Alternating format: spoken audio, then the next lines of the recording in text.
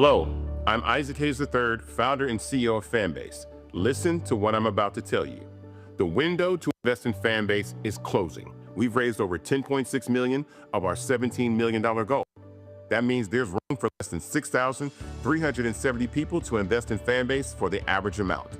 The minimum to invest in Fanbase right now is $399. That makes you an owner in Fanbase today. Go to startengine.com/fanbase to invest. Why? Because current social apps have taken advantage of users for far too long, with content suppression, shadow banning, harmful racist content, and no real tools for monetization and equity. Fanbase has over 1.4 million users and counting, allowing anyone to reach all their following and monetize their content from day one. Social media is the new TV, and whoever owns the apps that distribute that content have the opportunity to own potential billion-dollar companies. While big platforms with uncertain futures are failing to serve their users, Fanbase is stepping up to fill the gap. Don't wait until it's too late. Invest now, invest for yourself and your future. Go to startengine.com/fanbase and own the next generation of social media.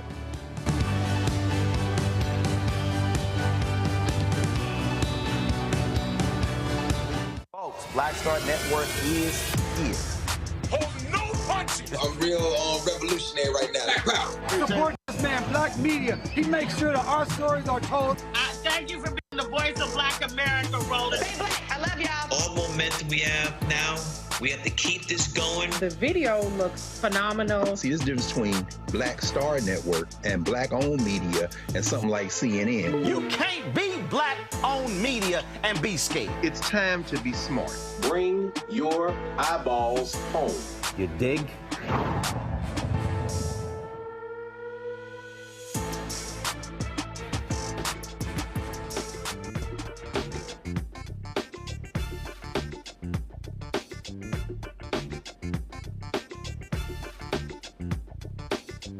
Today is Tuesday, April 1st, 2025, coming up on Roland Martin Unfiltered, streaming live on the Black Star Network. As we speak, New Jersey Senator Cory Booker is going on his 23rd consecutive hour, speaking live on the floor of the United States Senate. He is laying out how the corrupt, thuggish Donald Trump administration is treating Americans. We will go live to the Senate to show you as he is close to breaking the long-time record held by Senator Strom Thurmond, the racist who filibustered a civil rights bill in 1957. Lots we're going to be talking about on today's show, folks, including massive layoffs taking place in the Department of Health and Human Services. We'll continue to show you how Donald Trump, Elon Musk, and Doge, how they are mistreating Americans. We're even going to show you a video, folks, of a United States senator from Indiana being completely dismissive of a fired worker, and he literally said the worker actually deserved getting fired. Yeah. Also, folks, on today's show, big election taking place in Florida. 2 special elections. Republicans are scared to death, hoping they can hold on to those seats because they hold a 3-vote majority. Speaking of the House, Republicans lost a vote when it comes to the rules. They pretty much have done for the rest of the week because they can't get the act together in their own party, allowing women who are pregnant and who have babies to be able to vote in Congress. I know it's stupid, it's crazy. Then we're going to show you the racist ex-husband of Congresswoman Marjorie Taylor Greene. No shot. Here's how racist he is, how he attacked Muslim women for praying in a parking lot, just minding their own business. And this racist just comes along and opens his big mouth. Also, folks, big election a week from now in St. Louis. Well, will incumbent Mayor Tashara Jones, the first Black female mayor of St. Louis, get reelected? We'll talk to a grassroots leader who is trying to rally the Black vote. It is time to bring the funk. I'm Roland Martin Unfiltered on the Black Star Network. Let's go. He's got it. Whatever the best, he's on it. Whatever it is, he's got the scoop, the fact, the find. And when it breaks, he's right on time and it's rolling. Best believe he's knowing. Putting it down from sports to news to politics. With entertainment just for kicks, he's rolling.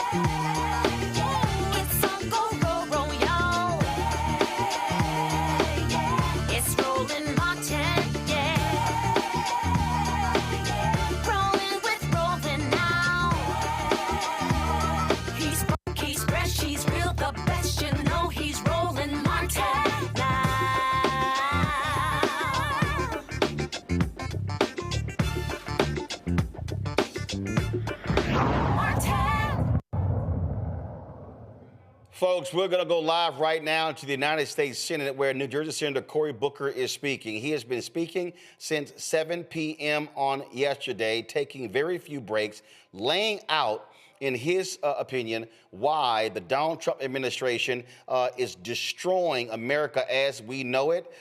Let's hear from Senator Cory Booker. Then Donald Trump became president, and we're a lot less interested in deficits as a party. We don't care at this point. And here's a guy I've mentioned numerous times, Thomas Massie, a Republican member of the House, said earlier this year about Republicans, we have no plan whatsoever to balance the budget other than growth. But what they're proposing is going to make deficits worse. This is what our president is trying to do with the complicity of a lot of people who call themselves deficit hawks, who call themselves fiscal conservatives. They're going to try to blow it through here, gaming the system, creating some kind of scam to obscure the real cost of this, when we all know, them on the Republican side, us on the Democratic side, we all know the truth about these tax increases and what they're going to do, how much they're going to cost. But we're going to play a game, it looks like, here, unless more Americans speak up, Republican and Democrat, people who know numbers, who know what we're doing to future generations in this country. This is wrong, and I say again, this is not right or left, it is right or wrong. This is a moral moment in America. What are we going to do? I'm so glad my friend, the senator from Hawaii, is here.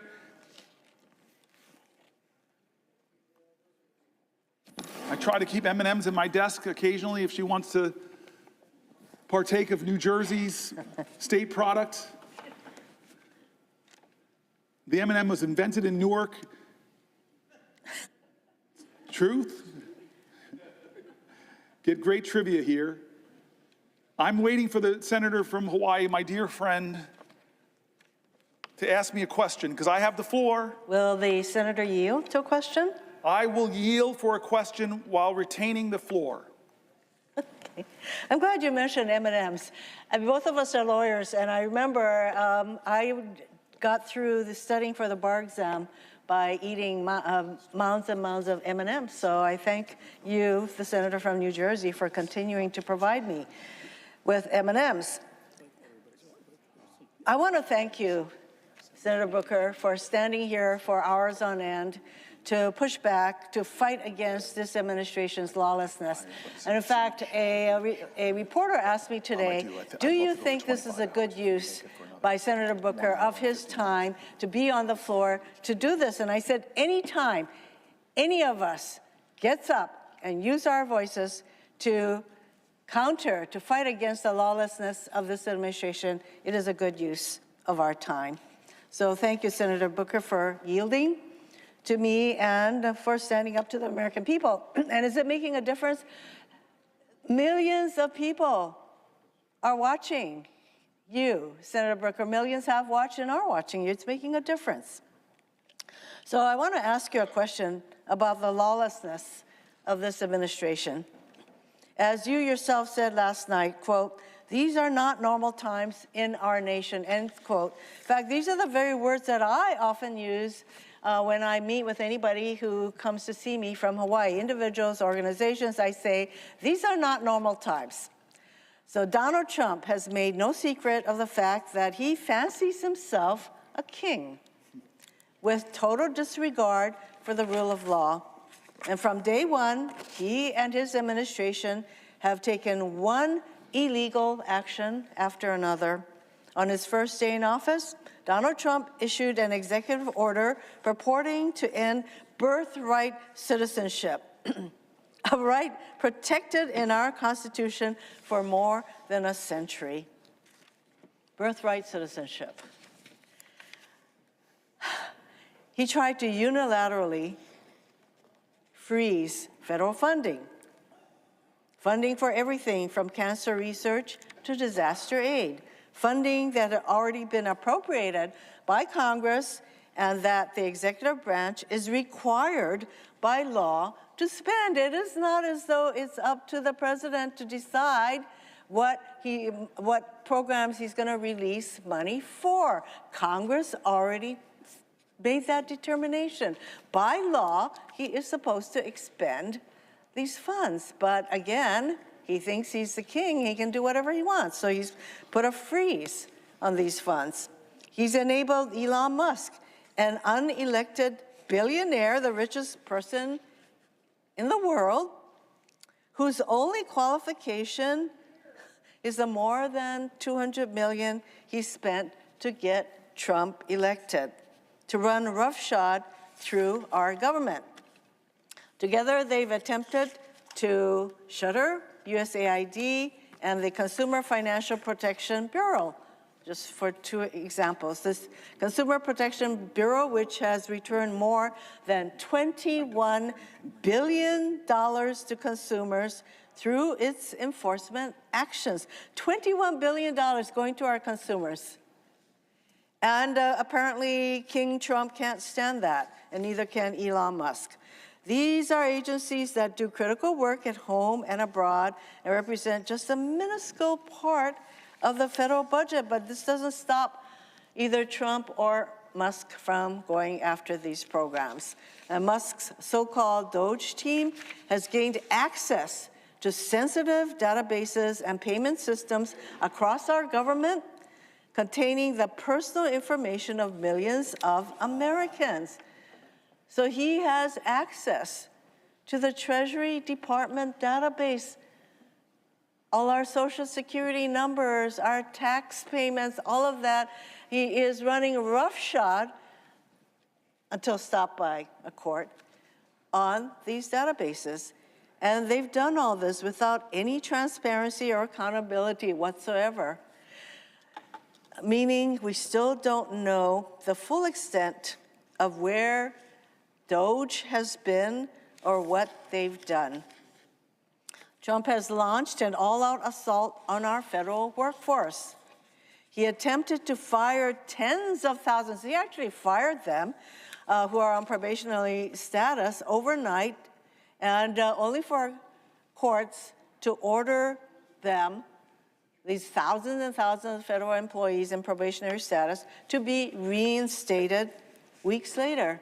Talk about chaos, talk about sowing fear. So now he's attempting to reclassify whole swaths of federal employees to strip them of civil service protections and in some cases eliminate their ability to bargain collectively. He fired Department of Justice and FBI officers for seemingly no other reason than their involvement in January 6 cases. Cases they were assigned to as rank and file officials, not as though these people at DOJ and FBI had a choice in the kind of cases they were going to be assigned. They were assigned January 6 cases, and the names of these people, there's some 6,000 FBI and DOJ employees who worked on January 6 cases, and there's a fear that those names would be disclosed. He's going after schools, from kindergartners to universities, as part of his war on diversity, equity, and inclusion. There are many examples of the kind of government overreach that they are exercising through their effort to ferret out what they call diversity, equity, and inclusion, which actually, that is a positive. Don't we want to be inclusive? So I want to give you just one example. There was a teacher in Idaho who had a poster in her classroom that said, "Everyone is welcome here." And there were handprints, different colors, white, black, yellow, handprints. And she was told she had to take this poster down, and that if the handprints were all white handprints, she could have kept the poster up, but she was told she had to take this poster in her classroom that says, "Everyone is welcome here." She took it down at first, but she felt so bad about it that she put it back up, and then she was told by the powers that be at her school that she had a certain amount of time to take this poster down, and otherwise there will be disciplinary action. That is the kind of government overreach that is a hallmark of this administration. To date, the Trump administration has withheld millions of dollars from hand-picked colleges and universities, conditioning the funding on unreasonable demands meant to bring these colleges to their knees. So he's starting with Harvard, Columbia, there's probably a whole long list of colleges that he's threatened to withdraw hundreds of millions of dollars from. They've slashed funding or staffing at the Department of Education. In fact, they would like to dismantle the Department of Education, which is responsible for administering billions in funding for low-income students, students with disabilities, and something as critical as school lunch for kids. Every single state in our country relies on the funding they receive from the U.S. Department of Education. In Hawaii, we're talking about some $300 million in funding for our schools to help our kids with disabilities, to provide school lunches through the U.S. Department of Agriculture, the things that I mentioned. And as Senator Booker knows well, the list goes on and on. This administration continues to abuse its power, acting with total disregard for the rule of law. And we have turned to the courts to stop these illegal acts. And now Republicans are calling to impeach these judges who are applying the law, who are doing what they're supposed to be doing, and not just giving Trump whatever results he wants, but these judges are now deemed open to impeachment.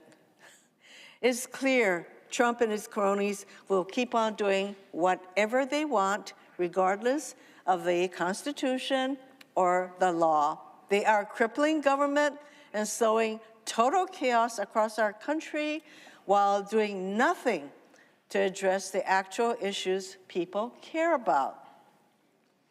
I know my colleague from New Jersey is just as concerned about lawlessness as I am. We both sit on the Judiciary Committee. We know how important adherence to the rule of law is. And in fact, I have said many times that it's the rule of law that separates the democracy from all other forms of government. And we now have a president who does not think that the rule of law applies to him. WTF comes to mind. So Senator Booker, my question to you is, what are the consequences of this total lawlessness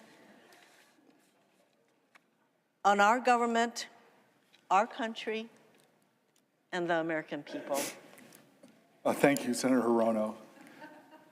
I think I need somebody to say what WTF, and to come from you is particularly precious and great. I'm grateful. And this rule of law is really important.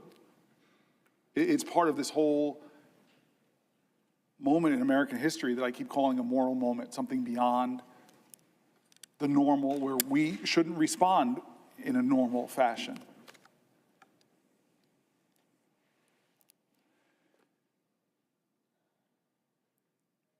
This is a moment where judges rule in his favor, and he praises them. They just don't rule for him. He drags them and threatens them, so much so that Chief Justice of the Supreme Court has to tell them to back up. When elected officials, speak up, many of them fear what the consequences would be for them or their reelection if they speak against him.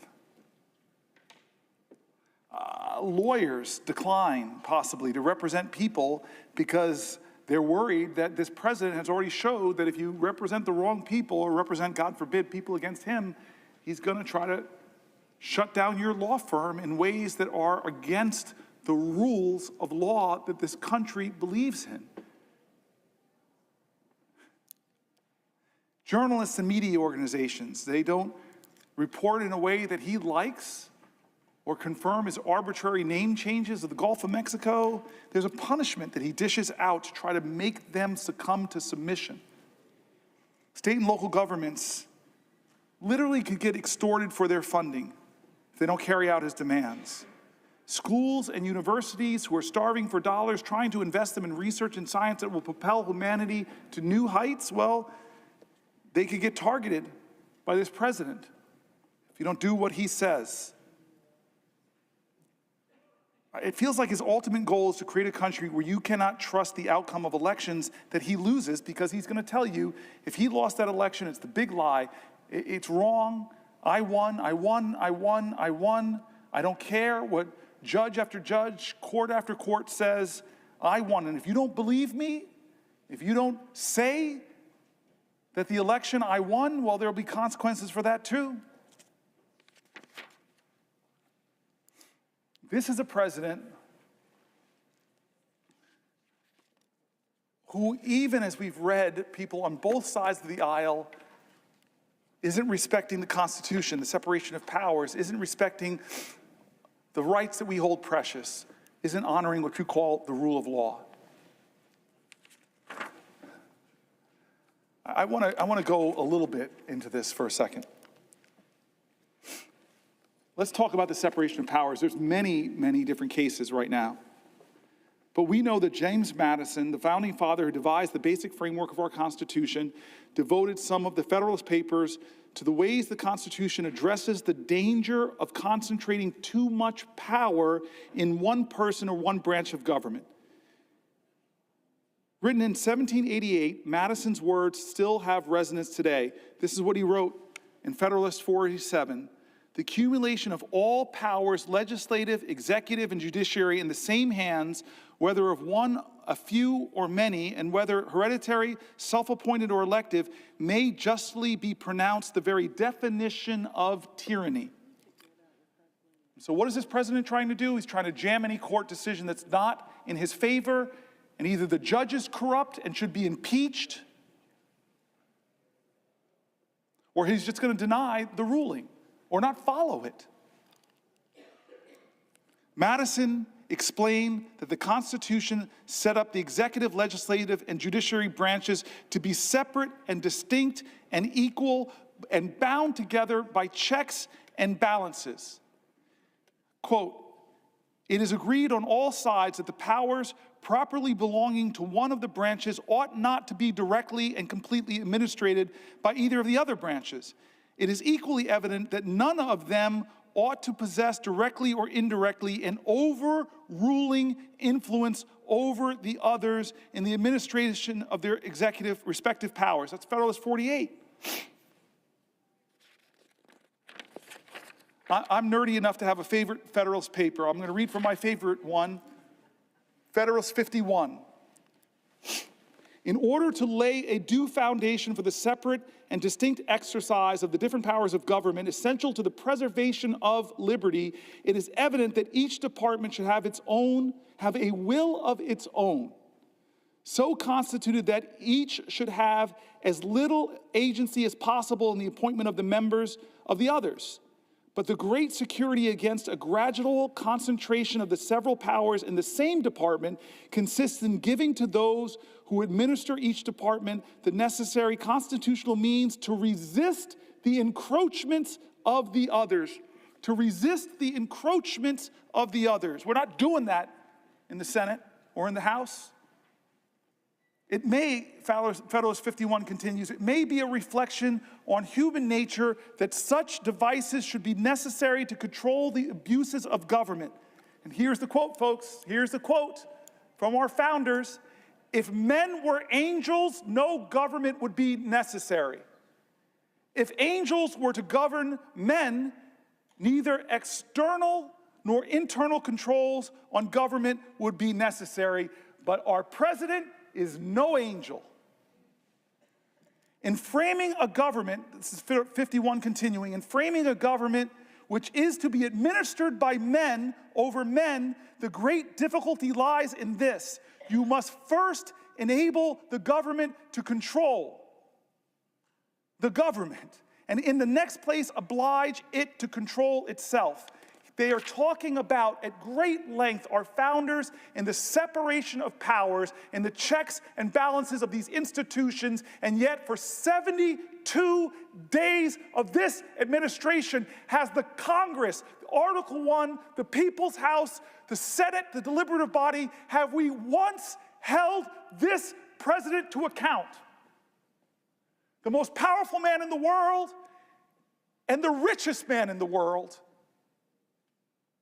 have taken a battle axe to the Veterans Association, a battle axe to the Department of Education, a battle axe to the only agency solely focused on protecting consumers against big banks and other factors that might abuse them, bringing it down. Congress established the Department of Education. Congress established the Consumer Finance Bureau.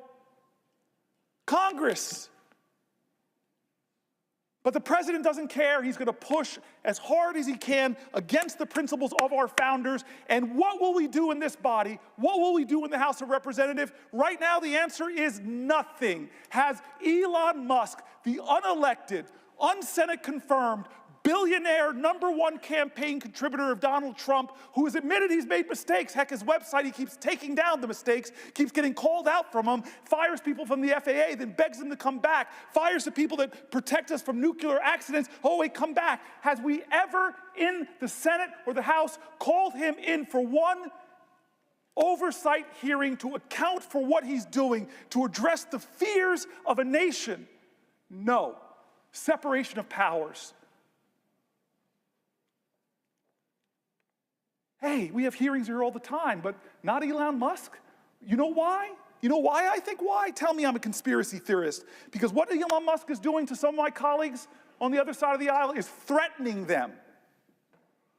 Threatening to run primaries with what to me would be a quarter, but to him is $100 million. I'm going to drop $100 million against you in a primary if you step out of line.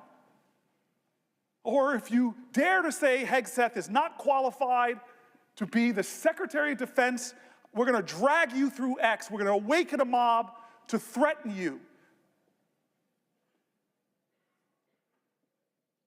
Our founders spoke so eloquently to protect against that kind of corruption, to protect against that kind of egregious tyrannical power that says, only I can save this country. Give me all power. Let me be the strong man. And we know who he respects on the global stage. I was stunned. I thought it was a joke during the election when he said his favorite leader is Viktor Orban, who's rolled back democratic principles, who's concentrated power. I see, who does he choose to call a dictator?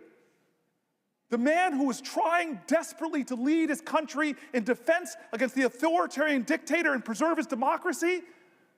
Or does he call the dictator a dictator? No, simple test. Most high school students would simply pass it, but no, he calls a hero a dictator. Do we have any conversations about that in an informal capacity? To talk about the Ukrainian war, which I know people on both sides of the aisle. Mazie Hirono brings up the separation of powers. Why is history's lesson so relevant today? Why do we study history? Why did I learn that in high school, that you study history so you don't repeat the mistakes of the past? You study history to gain inspiration and insight and courage against tough times. You study history to be inspired by heroes who stood up against despots, sacrificed themselves. What is the lesson in history? How is it relevant to us today? Because the separation of powers between the branches of government has allowed our democracy to thrive for nearly 250 years. And now we have a person in power that's barely being checked. And if the courts check him, what he does to the courts?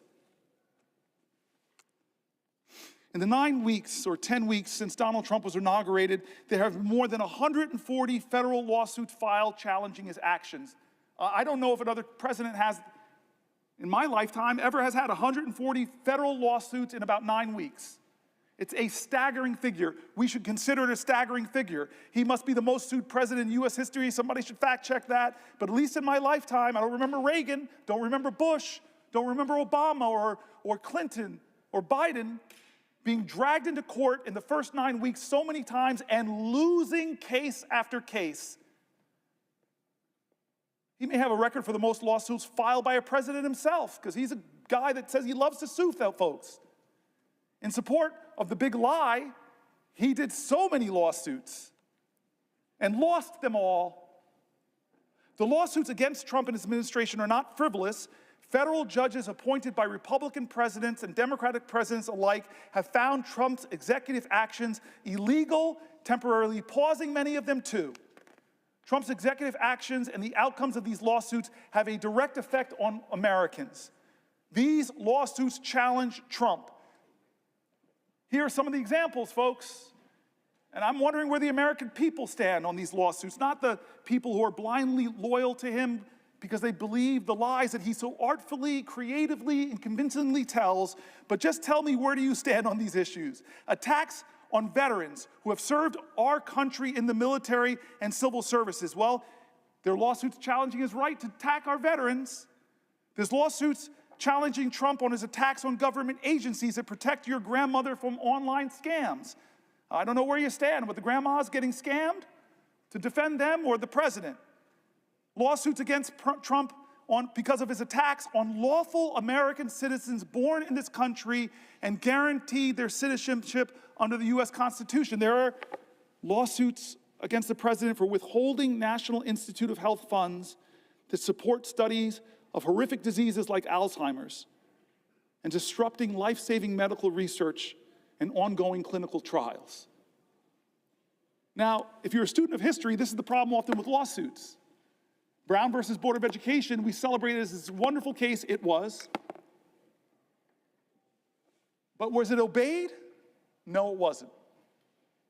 I have a picture of Ruby Bridges in my office because it wasn't obeyed. The court didn't declare this, and suddenly everybody said, hey, let black folk go to school with white folks.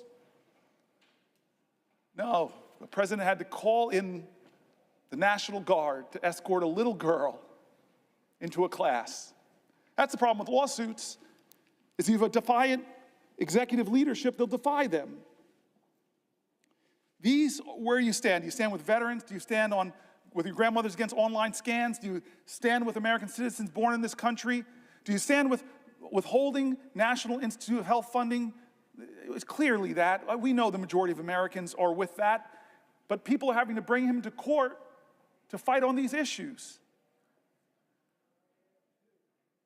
So many cases being done. So many cases I have here before me. So many cases. I could read them all, but you all know many of them. They're done in the press as he pushes, as Elon Musk push. They push the bounds of the authorities of the Constitution of the United States, and people are bringing lawsuits. But that is not enough. Martin Luther King didn't step down because of Thurgood Marshall's law legal work. John Lewis didn't step down. Ella Baker didn't stop. Abraham Joshua Heschel didn't stop. The great Rabbi Joachim Prince didn't stop. The people of the United States of America, more powerful than courts, the people of the United States of America, more powerful than the Constitution. I just said something controversial, so let me defend myself. I believe in the people. I believe in the words of the great learned hand. He said the like of what I just said, so let me read somebody far greater, far more vaunted than this senator from New Jersey. Learned Hand serves as a federal judge from 1909 to 1951. He was nicknamed the 10th Justice of the Supreme Court for his many influential decisions. And he wrote this speech about our Constitution, about our liberties, about the tyrants in every generation who have tried to subvert our democracy. Some of them from this body, like the Red Scare that had so many Americans being unjustly fired, unjustly deported, unjustly jailed, that infringed on freedom of speech, freedom of expression. I'm sorry, every generation of Americans have seen demagogues rise to try to undermine what American stands for. And Learned Hand knew that. He had so much wisdom about our Constitution. We are gathered here to affirm a faith in a common purpose, a common conviction, a common devotion. Some of us have chosen America as the land of our adoption. The rest have come from those who did the same. For this reason, we have some right to consider ourselves a picked group, a group of those who had the courage to break from the past and brave the dangers and the loneliness of a strange land. What was the object that so nerved us, or those who went before us, to this choice? We sought liberty, freedom from oppression, freedom from want, freedom to be ourselves. This is what we sought. This we now believe that we are by way of winning. What do we mean when we say that, first of all, we seek liberty? I often wonder whether we do not rest our hopes too much upon constitutions, upon laws, and upon our courts. These are false hopes. Believe me, these are false hopes. Liberty lies in the hearts of men and women. When it dies there, no constitution, no law, no court can save it. No constitution, no law, no court can even do much to help it. While it lies in our hearts, there it needs no constitution, no law, no court. And what is this liberty which must lie in the hearts of men and women? Please, please, please listen to what he writes next. What is this liberty which must lie in the hearts of us Americans? This is what he says next. It is not the ruthless, the unbridled will. It is not freedom to do as one likes. That is the denial of liberty and leads straight to its overthrow. A society in which men recognize no check upon their freedom soon becomes a society where freedom is a possession of only a savage few, as we have learned in this country to our sorrow. What then is the spirit of liberty? I cannot define it. I can only tell you my own faith. The spirit of liberty is the spirit which is not too sure that it is right. The spirit of liberty is the spirit which seeks to understand the minds of other men and women. The spirit of liberty is a spirit which weighs their interest alongside its own without bias. The spirit of liberty remembers that not even a sparrow falls to earth unheeded. The spirit of liberty. Folks, in 40 minutes, Senator Cory Booker will break the all-time record for one senator holding the floor of the Senate. That, of course, belongs to the racist segregationist Strom Thurmond of South Carolina, who stood up and filibustered for more than 24 hours in the 1957 Civil Rights Act. Booker has been talking, he's been laying out a history going to the past, to the present. Not only that, if you want to talk about impact, here are some numbers for you to comprehend when you look at what is going on here. First of all, as we speak, there are some 68,000 people who have been watching his TikTok page. Associated Press has 84,000 people watching their YouTube channel.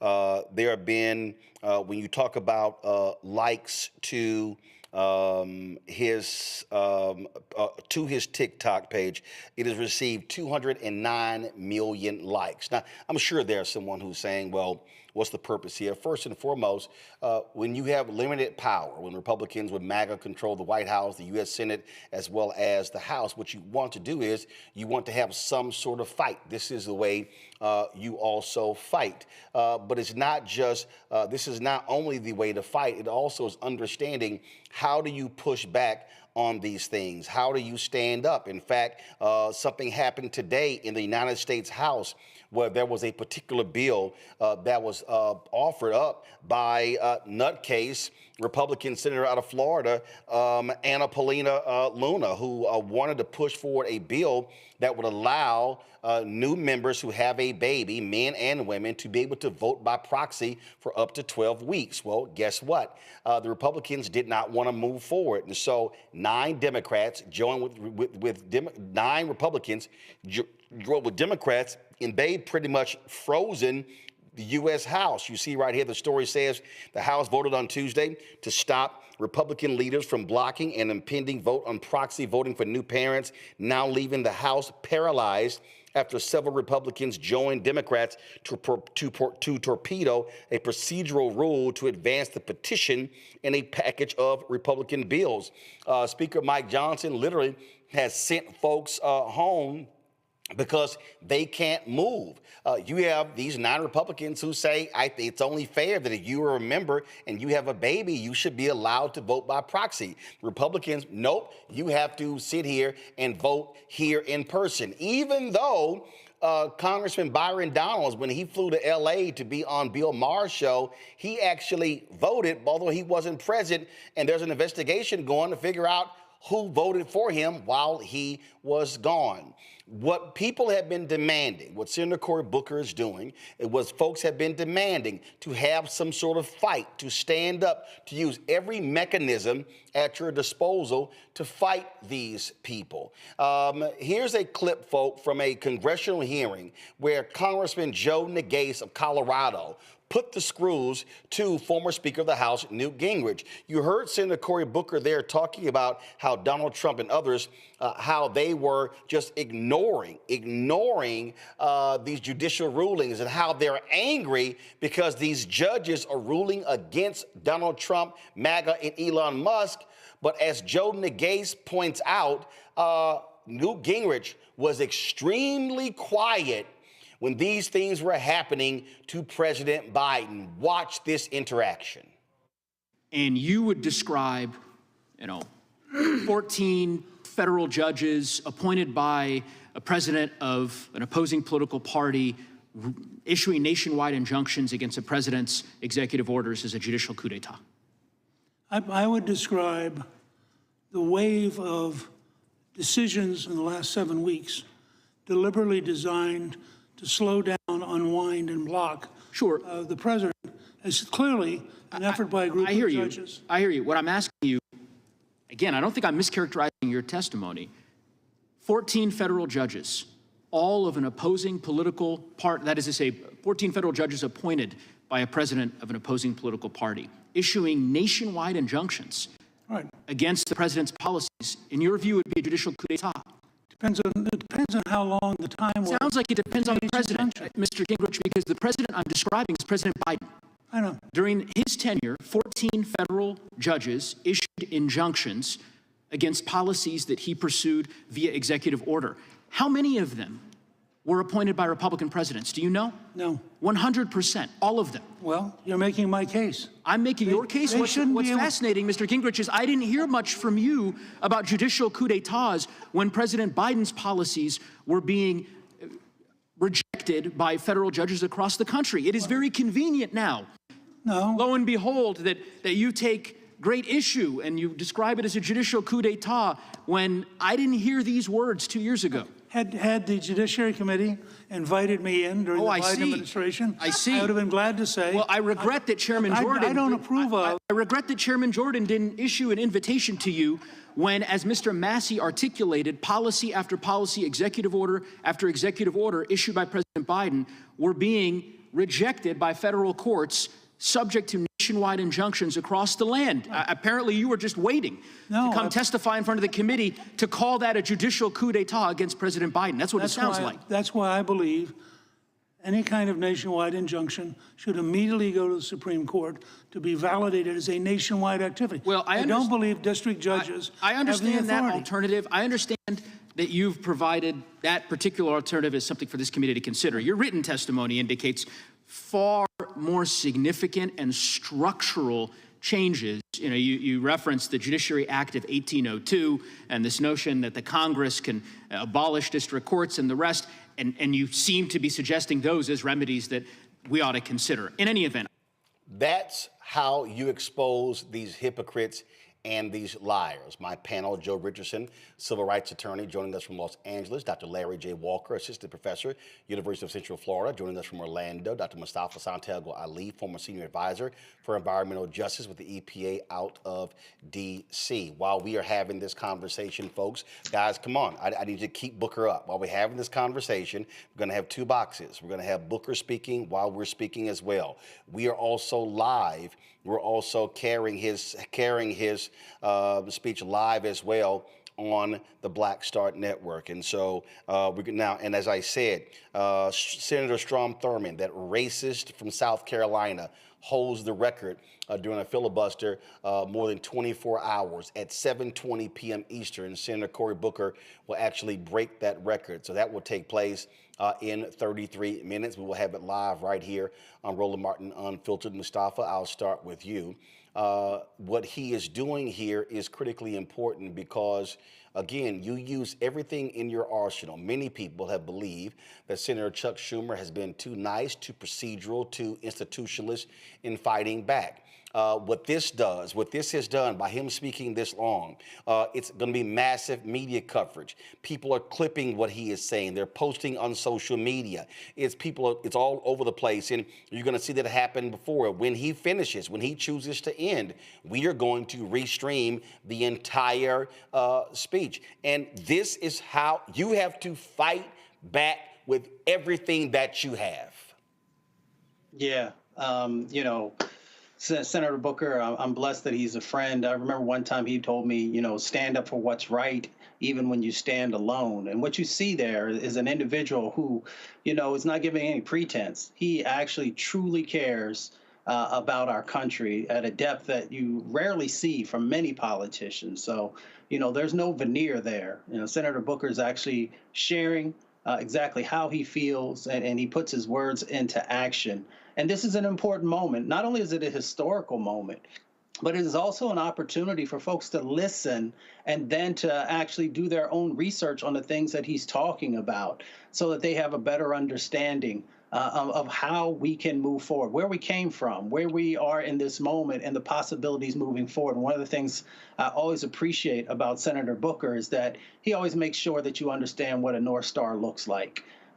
So as he is talking about many of the impacts that are happening to all kinds of communities across our nation, he also makes sure that he lets people understand that it doesn't have to be this way, that you have power to be able to make change happen. When he talks about we the people, he is talking about everyone and their set of responsibilities and their set of opportunities in this moment to right the direction that our country needs to be moving in. And that is one where equality is honored. That is one where no one gets left behind. That is one where everyone's voice is important.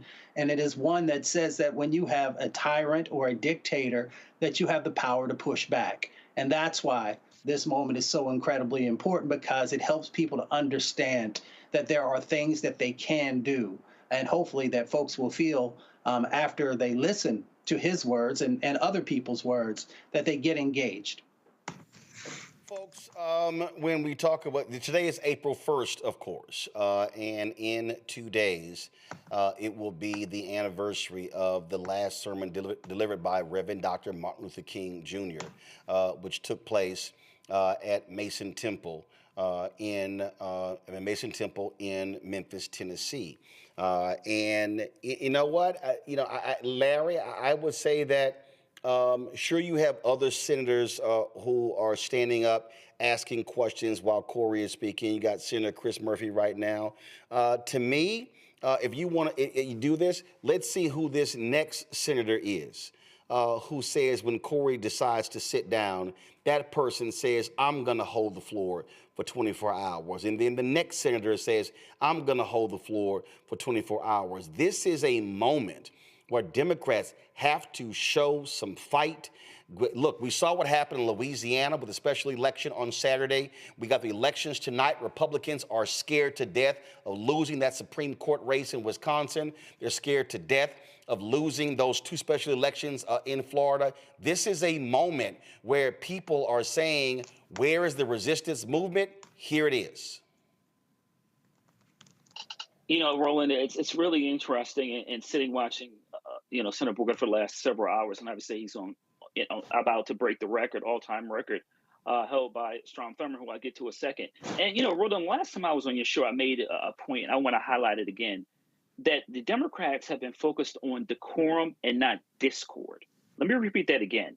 They're focused on decorum and not discord. This is an example of discord. And you talked about, Minority Leader Schumer and the criticism he's encountered the last couple of weeks because there's individuals who believe he's not taking a strong enough stance. I think one of the reasons for that is that Schumer's been in the Senate for many years, and he sees the institution as the way it was 30, 40 years ago. That institution is no longer around, and he's having a hard time adjusting. I think the other thing as it relates to what you see from Senator Booker here, and I mentioned, we talked about Strom Thurmond here, who's a noted segregationist. Roland, for folks who are watching, they may not understand this. I think this is the complexity of racism in America. The Strom Thurmond also had a black daughter who we didn't find about until after he passed away.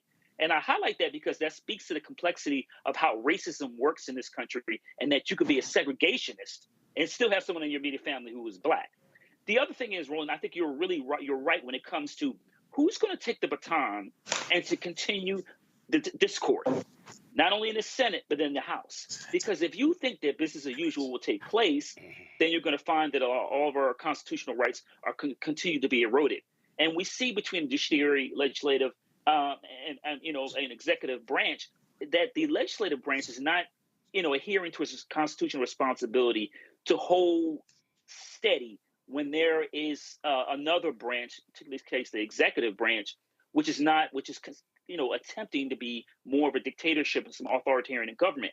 You should have judiciary holding up as much as possible, but once again, the legislative branch attempting to undermine it through threats, maybe pass bills to impeach judges, etc. So once again, we need to focus on discord and not decorum, or our country will continue to be in a lot of trouble. On Saturday, Indivisible will be launching marches all across the country. Anthony, go to my iPad. This is their website, indivisible.org. And Joe, there have been people who I've been seeing on social media, black people, sit down, rest, relax on April 5th. Let them have it. No, I can't do that. I can't endorse that. April 5th is the day after Dr. King was assassinated. And when I interviewed Reverend Jim Lawson, Reverend Lawson went home for dinner. He's promised his wife he would always come home for dinner. And he would have been on the balcony at the Lorraine Motel on April 4th, 1968, but he was at home with dinner. The shot rang out at 6:01 p.m. Central Standard Time. Dr. King was essentially dead on the spot. And I asked Dr. Lawson what happened that night. And there's a photo of MLK's aides in his hotel room on April 4th. Now, this is, their leader has been killed. Their leader is dead. And they are literally in the hotel room after his assassination talking about what's next. And I asked Reverend Lawson, what, folks weren't in shock. What he said, we had work to do. They immediately were focused on planning. And that's exactly what happened. So I can't endorse this idea of resting, not when you have this evil, corrupt thug running the administration. Yeah, I mean, the work doesn't change. And hopefully what Senator Booker is doing, first of all, he has the credibility to do it, with all due respect to well-intentioned Democrats. Cory Booker is the guy, is a person who could lead on this because of the credibility he has, because he always appeals to our better angels, because he always has had a vision of what you're doing being bigger than you. So he does this, with credibility to begin with. But one of the things that has to happen, and he talked about how, liberty has to lie in the heart somewhere. So something's got to happen here for people to pick up. Now, it might take some external factors. It might take losing your job when you didn't think you were going to. It might take, an elder, smacking you upside the head, figuratively, if not literally, reminding you, do you know what we fought for? It might take a reminder. How many of us are conscious of the fact that April 4th is the anniversary of Dr. King being killed? Do we remember what he was there for? So Reverend Lawson and all the others carried out the march and the work that he was there to do in Memphis. So something has got to happen with us on the inside that drives us to say, we will continue to fight. By the way, we don't need to remind anyone, or we shouldn't need to remind anyone, that Trump is somebody that did not win with a mandate. Trump is somebody that most people did not vote for. Trump is somebody that most people don't like the things that he's doing right now. He's also somebody that's fine with a judge, a local federal judge, a federal state court judge, or federal judge, district court judge, issuing an injunction that has a national effect for a time when it comes out in his favor. So he's very pragmatic about whether or not he likes what judges are doing. And so, and to the point that was made, he could very well, Joe Biden could have been screaming the same thing. There's no question about that. So people have to be moved on the inside to make sure we capture the notion that this is an important, vital, and crucial moment, because so much is being destroyed. It's so easy to burn something down and so much harder to build up the same thing. It's so easy to take something apart and to take it away and to undo it as opposed to rebuilding it. And so what we're trying to do is make sure people understand the moment that we're in, and what hopefully this would lead to is a continuation of this call of action that would have us standing up right now, not sitting down. It would have us embracing the notion, leaning in on the fact that most of us want something else, being glad that the courts are doing what they're doing, but understanding that there has to be a movement in the heart for us to be able to take and to sustain this, even when it's painful, even when it's difficult, even when we don't have the majority. We've got elections to do. We saw what happened in Louisiana over the weekend. Folks dismissed what the governor was trying to do entirely. So there is momentum there to be had. I'm not saying that it's easy, but it's necessary. You don't take on something because it's easy. You take it on because it's hard, despite the fact that it's hard, because it's the right thing to do. And hopefully we're following this North Star that was talked about before, that Senator Booker is giving us all so that we can move forward the way that we need to. See, the reason I don't go for this rest stuff, and look, I understand people who are tired and frustrated. I get all of that. But again, how I'm looking at this here, this is the actual image. A Time Life photographer shot these images. This is the bedroom. This is the room that Dr. King slept in. This is the room that he stepped out of onto the balcony where he was shot and killed. Here they are. You see in the chair to the right, James Bevel. You see Ben Hooks. You see Andrew Young on the far left by the lamp. You see Ralph Abernathy in the middle there on the bed. You tap in. This is actually the Time Life photographer. This is Dr. King's monogram suitcase with all of his items in it. This is a shot of Reverend Ralph Abernathy and Will Campbell embracing. This is the outside of the motel. Why am I saying this? If these folks, hours after their leader was brutally assassinated and slain, and they are in a state of shock, but they are still focused on how do you move forward with the movement. This is how we have to do when it comes to this thug that we're seeing in the White House, when it comes to the actions of this thug, Elon Musk, how he is using Twitter to attack people, how he is trying to buy off elections. This is not a moment for freedom fighters in order to back off. Let's go back live to the U.S. Senate to Senator Cory Booker. They get out of there shaken up, and they start writing letters back and forth. The good owners of the home found out what was going on. They were so aghast. They said, let us sell the house directly to the black family. The black family moved in. And 43 years later, the baby from that family became the 4th popularly elected black senator in our country, me. Now, I tell that story because I started with John Lewis 24 hours ago, and it was John Lewis and a bunch of marchers on a bridge that influenced the destiny of my life and my family's life. We're all interconnected. As King says, we're all caught in an inescapable network of mutuality, tied in that common garment of destiny. But I want to tell you the second time John Lewis shook up my life. I was mayor of the city of Newark, and I got called to be on a TV show. I got called by a guy named Skip Gates, who I love, admire, and he calls me and he jazzes me up. He fills my ego. He just flatters me. Hey, I got this show called Finding Your Roots, Cory Booker, and you're a rising star. You're this hot shot. We should feature you in this. And I'm like, oh, great. Oh, don't say that, Skip. But okay, yeah, of course. And then I said, okay, well, who are you going to pair me with? And I thought it was going to be another young hotshot, up-and-coming politician in America.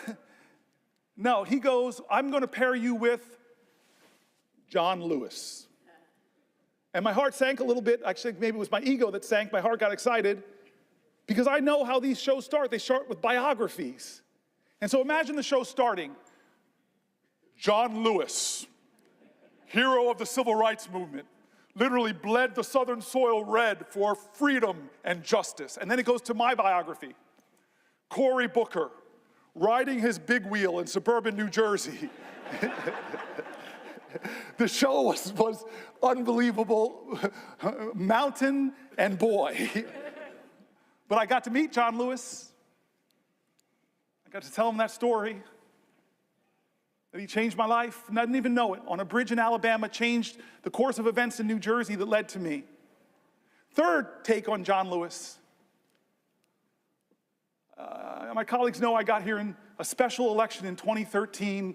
What all my colleagues might not know is I came here with a broken heart. My mom and I came here with a broken heart because I was elected in October, sworn in October, but also in October, my dad died of Parkinson's. That's why I got choked up reading these letters from people with Parkinson's. And so we came down here, we were grieving. My dad was not with us. My mom lost her husband of nearly 50 years, and I'm gonna get sworn in. It's a big event, but my parents and my campaign decided, you know what we should do? Right before you get sworn in or brought over here to be escorted to the president, vice president, that you should go and sit with John Lewis. And so we went to John Lewis's office, and a lot of my colleagues from the CBC, a lot of my colleagues from the House, a lot of my colleagues like here who came over to the House know his office. You walk into his office, and it looks like a civil rights museum, except he's in all the pictures.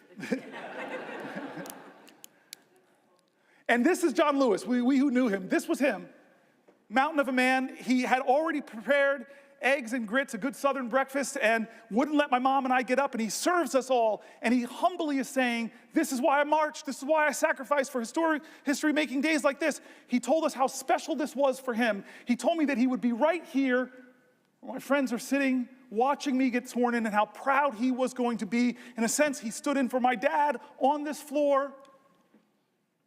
And then boom, I'm a senator. I find colleagues and friends here, and I find a lot of colleagues and friends in the CBC. At that point, I was the only African American in our caucus, and found so many friends, so many heroes that have gone up from the Senate now, who looked at me, adopted me, helped me. Dick Durbin, you were amazing in those early months. And this is the next time I meet John Lewis for a moment that changed my life. Chris Murphy, Brian Schatz, remember this moment. It was during the 2017 healthcare debate. when I didn't know how we were going to stop that bill from passing and taking away 20 million health care from 20 million Americans. But John Lewis, hey, Cory, let's do something different. What you got in mind? And I said, well, John Lewis, I got this phone. It's very powerful. Let's do a Facebook Live. And so I open it up, Facebook Live. We meet in the Capitol, and then he says, hey, where can we go to sit down for a place? And I love my favorite place to sit. I watch Schoolhouse Rock so much. It's right on the steps of the Capitol. Let's just sit there and talk. Chris Murphy, Brian Schatz, first people out to sit with us. And the time lapse is amazing. First 2, 3 people, then 10 people, then 50 people, then hundreds of people. I have it all. Coming because of the moral magnetism of this man, John Lewis. And he talked to people that night who were looking for, what can I do? I'm just one person. And this guy who in his 20s, who was just one person and caused a heck of a lot of good trouble, he told them, don't lose faith, don't lose hope.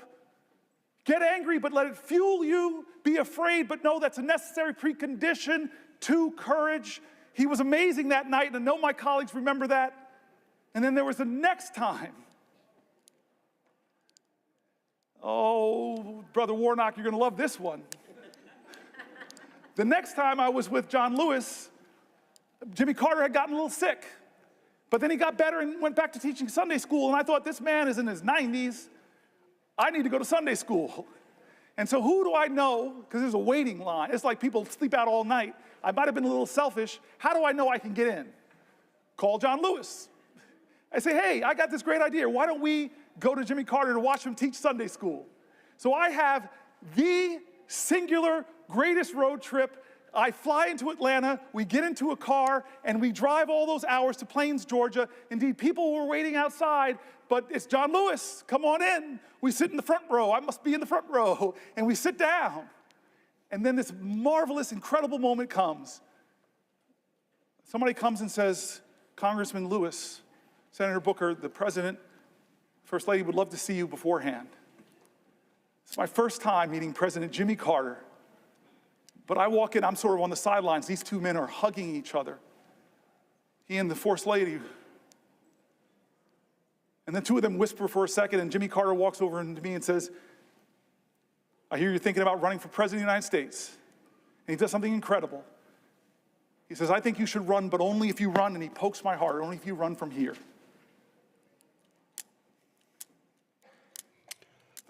Folks, we're going to continue to, we're going to check back in to the Senator Cory Booker speech in 12 minutes when he actually breaks the record of racist segregationist Senator Strom Thurmond for holding the floor of the United States Senate for the longest. You heard Senator Booker there talking about former President Jimmy Carter telling him, if you're going to run for president, run from the heart. Well, a week from now in St. Louis, voters there will decide whether Tashara Jones gets a second term in office. She is the first black woman to ever serve as mayor of St. Louis. She's in a runoff with Alderwoman Kara Spencer.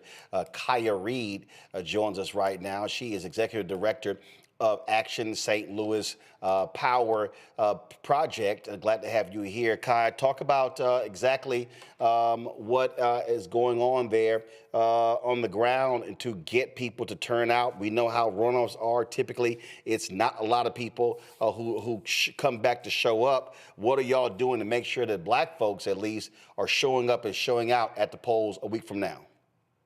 Yeah, thanks, Roland, for having me on. As the executive director of Action St. Louis Power Project, we endorsed Mayor Jones and are supporting her campaign to be reelected. Our team has knocked tens of thousands of doors already, specifically in North City, because we really see the strategy as twofold. One, we really need to increase the number of folks who are going to vote in April. There's normally an increase in turnout, about 6 to 8%. We really need that turnout to be in the double digits. We have some other things on the ballot like comptroller, because our city is sort of a weak mayor system. So our executive branch consists of 3 seats, and the sort of corporate donor class is going after 2 seats. So they're going after the longest serving Black woman in the city of St. Louis, Darlene Green, who is our comptroller, and Mayor Tashara Jones.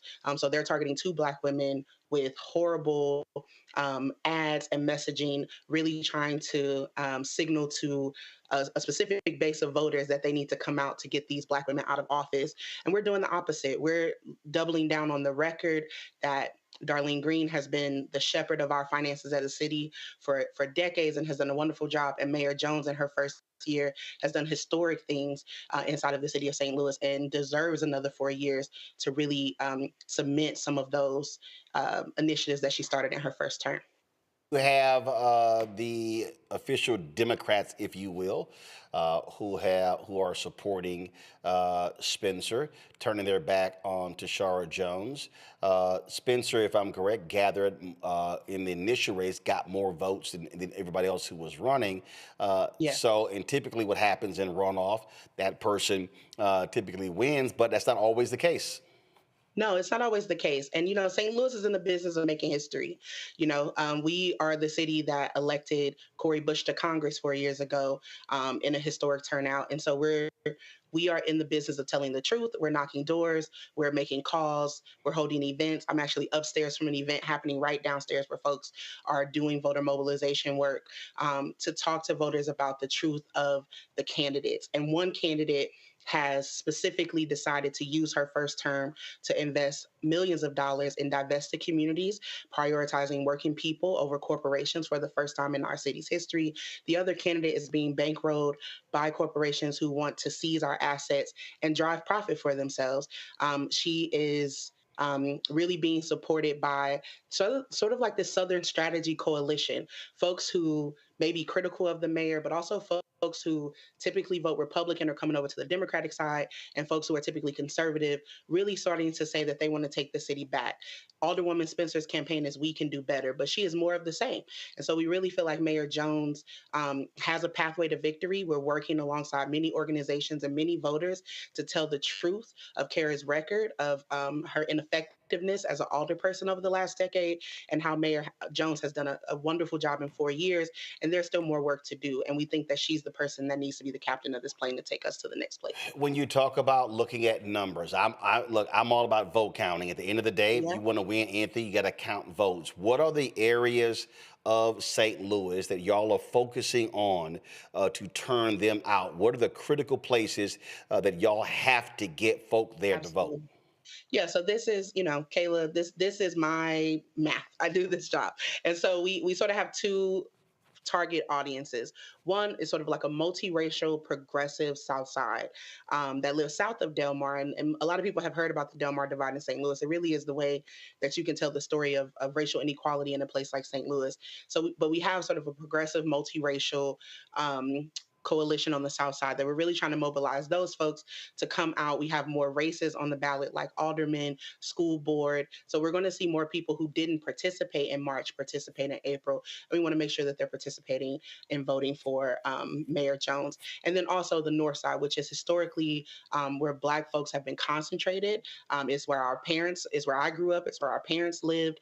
And so they're an older voter, a moderate voter, but we know that they have the ability to turn out strong. And so really our efforts are in those 2 places to boost turnout and to do a lot of conversations about telling the truth, because people are being inundated with poor messaging. Kara's on TV. She's sending mailers that are just flat out lies. Today, I actually posted something where she voted on a program that Mayor Jones proposed called Right to Counsel that we supported, which provides legal support for folks facing eviction, which we knew was a crisis after the pandemic.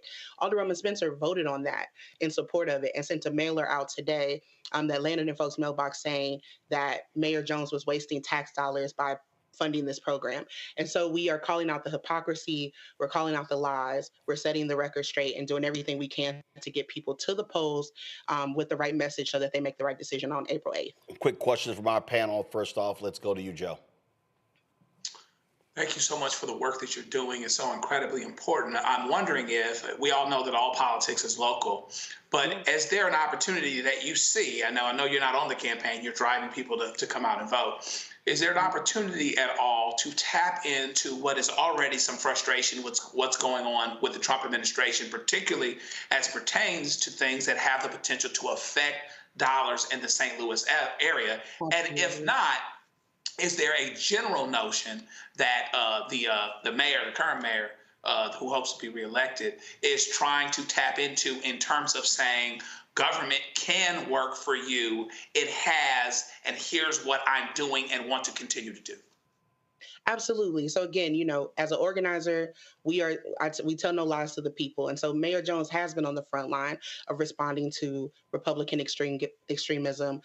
We just watched as this new governor, because we're not only dealing with Trump and the White House and Congress and that sort of MAGA wave. In Missouri, our state legislature, there is a Republican trifecta, there is a MAGA trifecta, and they are doing everything they can to repeal progressive wins and seize control of the city as the economic engine of the state. And so we are telling that story in the same way that we sort of see Elon Musk bankrolling campaigns in Wisconsin for the Supreme Court and having had a very heavy hand on the presidential election last year. We're seeing the same sort of mimicking of the corporate class here in St. Louis, where CEOs are donating hundreds of thousands of dollars to Kara's campaign, to the PACs that support her. They're sending out these anti-Black messages, calling Black women who have more executive experience than Alderwoman Spencer incompetent and failures as leaders. And we're also, really tying in that in this moment where Black people live in Democratic strongholds, we don't just need someone who's focusing on sort of the mechanics of the city. We also need someone who can run a city and respond to the political attacks that are going to come to places like this. We know ICE is snatching people off of the streets. We know that they're coming after reproductive rights. St. Louis has the only abortion clinic in the state. We know that they just seized control of our police department. What does that look like for accountability? We can't have someone who's just going to acquiesce, who's just going to fold, and allow people who donate to both Republicans and her, like Kara Spencer, lead our city. Real quick here, Mustafa. Yeah, well, again, thank you for what you're doing. We got to have candidates that are sharing something for people to vote for. Could you talk a little bit about what are those major items, those major issues that folks are hoping whoever gets elected will be able to focus on? Yeah, so, to Shar, Mayor Jones's sort of platform is robust in that it really thinks about policy as a driver to help economic engines thrive. So one thing that a lot of folks are having conversations about is a fund of money. When the St. Louis Rams became the LA Rams, we sued and got resources because they broke contract. And so we have about a $300 million pot of money that's not federally controlled, that's not state controlled. The city is sort of the control of this fund. And so really investing in that. One candidate wants to invest that exclusively in downtown, where those corporate donors are benefiting from that investment. And Mayor Jones wants to invest that in historically neglected neighborhoods like North City, where we have seen, just the plight of divestment over the decades, from when St. Louis had almost 1 million people in the 50s, so now we sit under 300,000 residents in 2025. And so she has an agenda that is about increasing Black-owned businesses, creating more pathways for opportunity. She has been on the front lines of ensuring that those investments reach businesses, nonprofits, and some corporations. She's done a lot to increase our access to affordable housing. Black folks specifically are being priced out in St. Louis. And St. Louis is one of the more affordable places in the country, but we're seeing rent increase since the pandemic over 100%. And so what does it look like to be building more truly affordable housing, holding landlords accountable when they don't have safe units? What does it look like to continue to invest in the decrease in crime that we've seen under Mayor Jones? So we've seen a double-digit drop in violent crime in the city of St. Louis under her leadership. We also see that they're constantly working with our school board to improve education for our young people. She's deeply committed to early childhood. About 10 seconds. Yeah, she's deeply committed to early childhood. And so she just does have a vision, and this other candidate just wants to be a replacement. All right. We want to make sure voters know about that. Cory, we surely appreciate it. Thank you so very much. Good luck next week. Thank you. Folks, let's go live to the United States Senate, where Senator Cory Booker is about to break the long-standing record. Go.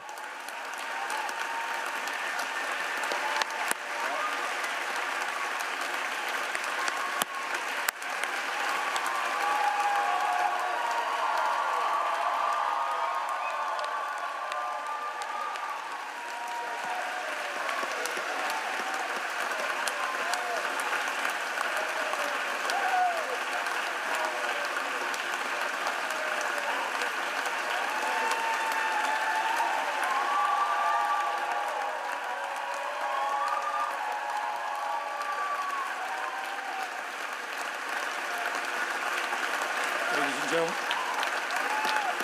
Ladies and gentlemen. Ladies and gentlemen. Ladies and gentlemen.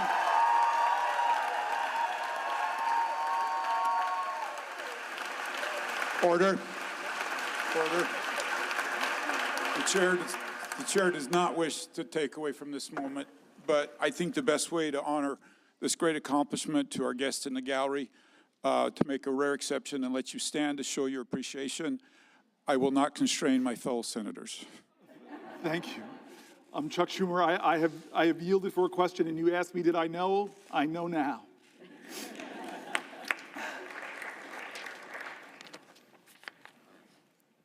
I want to not quite wrap this up yet. I don't want to wrap this up yet. My mom's senator. My mom's been watching. I know Catherine Cortez Masto has a podium in front of her. She can give me a rest. I'd like to go a little further if we can, just a little further.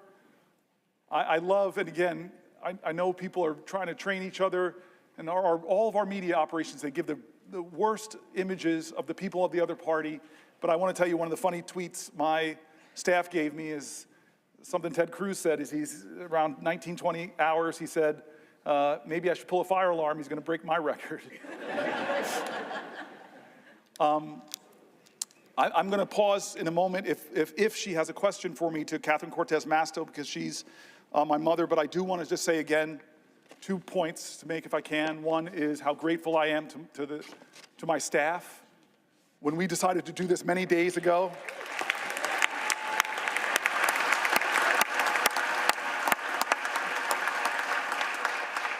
when we decided to do this days ago, they were like, we have to do this. And we started preparing and working on this, and they did an extraordinary job. They were with me late nights, writing. I just feel guilty because they wrote about 10 books, and we didn't use all of them. They were really substantive stuff, pulling from Republicans and Democrats in critique of this moment, pulling from Democrats and Republicans, Republican governors that were saying, do not cut Medicaid. States that know, as my colleagues do, that have a trigger, that if the Medicaid funding goes below 90%, they stop the Medicaid expansion. My staff really worked hard to not make this just Democratic voices, to make it people in our country, that Republicans and Democrats, you heard mentioned in the speech, the Cato Institute, the Manhattan Institute, all people who are honest arbiters and are saying that what Trump is doing is wrong, that a budget like this that blows massive holes in our deficit, it will be something our children are trying to pay for. And what are they ultimately paying for that's caused this big deficit?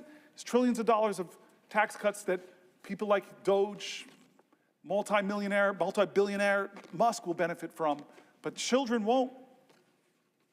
They did such a good job bringing together authorities on both sides of the aisle. I just want to thank them. I want to thank my cousin Pam and my family. Cousin Pam, like Chris Murphy, was here for the whole time. I want to thank Chris Murphy again.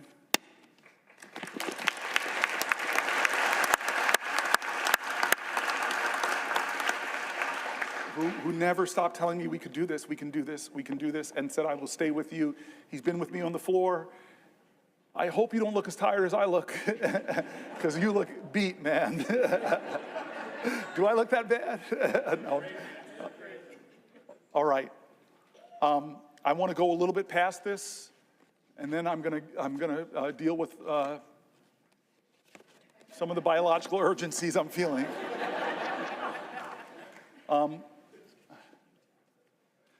But I'm going to wait here because I have the power, I have the floor. Somebody has to ask me, perhaps from my mom's state, the way that's supposed to work. So will the good senator from New Jersey yield for a question? My mom would be so upset with me, my Aunt Marilyn, my Uncle Butch, my Aunt Shirley, all the people that are your constituents, not mine. They would be upset with me if I didn't yield to you for a question while retaining the floor.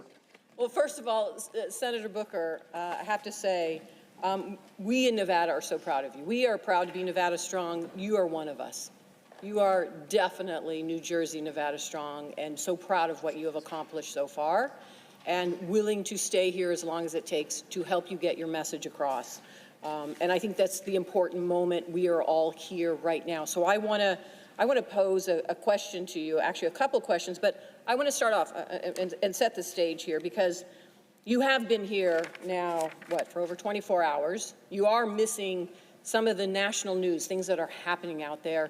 But one of the things I want to point to that is happening that you may not be aware of, and you've touched on it a little earlier today, is this notion that we have now a president who is actually focused on billionaires and tax cuts for billionaires at the expense of the American public. And one of the things we have watched him do is cut funding for medical research.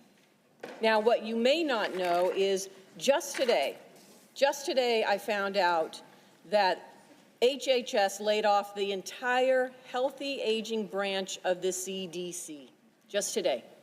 This office administers Alzheimer's disease programs. Yes. And it oversees the funding from the Bold Infrastructure for Alzheimer's Act, and it is a piece of legislation that I was so proud to partner with Susan Collins on. And she has fought for, and we have fought for, funding for it to support caregivers and their families. And Congress just reauthorized this funding. And now we have a president that has stopped the critical work that scientists are doing to try and cure Alzheimer's. And I bring this to your attention, Senator, because like you, and I think like all of us, there are personal moments in the work that we do. My personal moment is my grandmother, who I'm named after, died from Alzheimer's. And she died at a time in Las Vegas when there was not enough research, when there was not enough health care, when there were really not enough providers to understand what was going on. And so for many of us, this fight, not only is it personal, but we recognize the impact that it has outside the Beltway in so many families and lives across the country. And that's what this is about. In Nevada, as of 2023, there are 49,000 people, 65 and older, are living with Alzheimer's. And that's projected to reach 65,000 this year.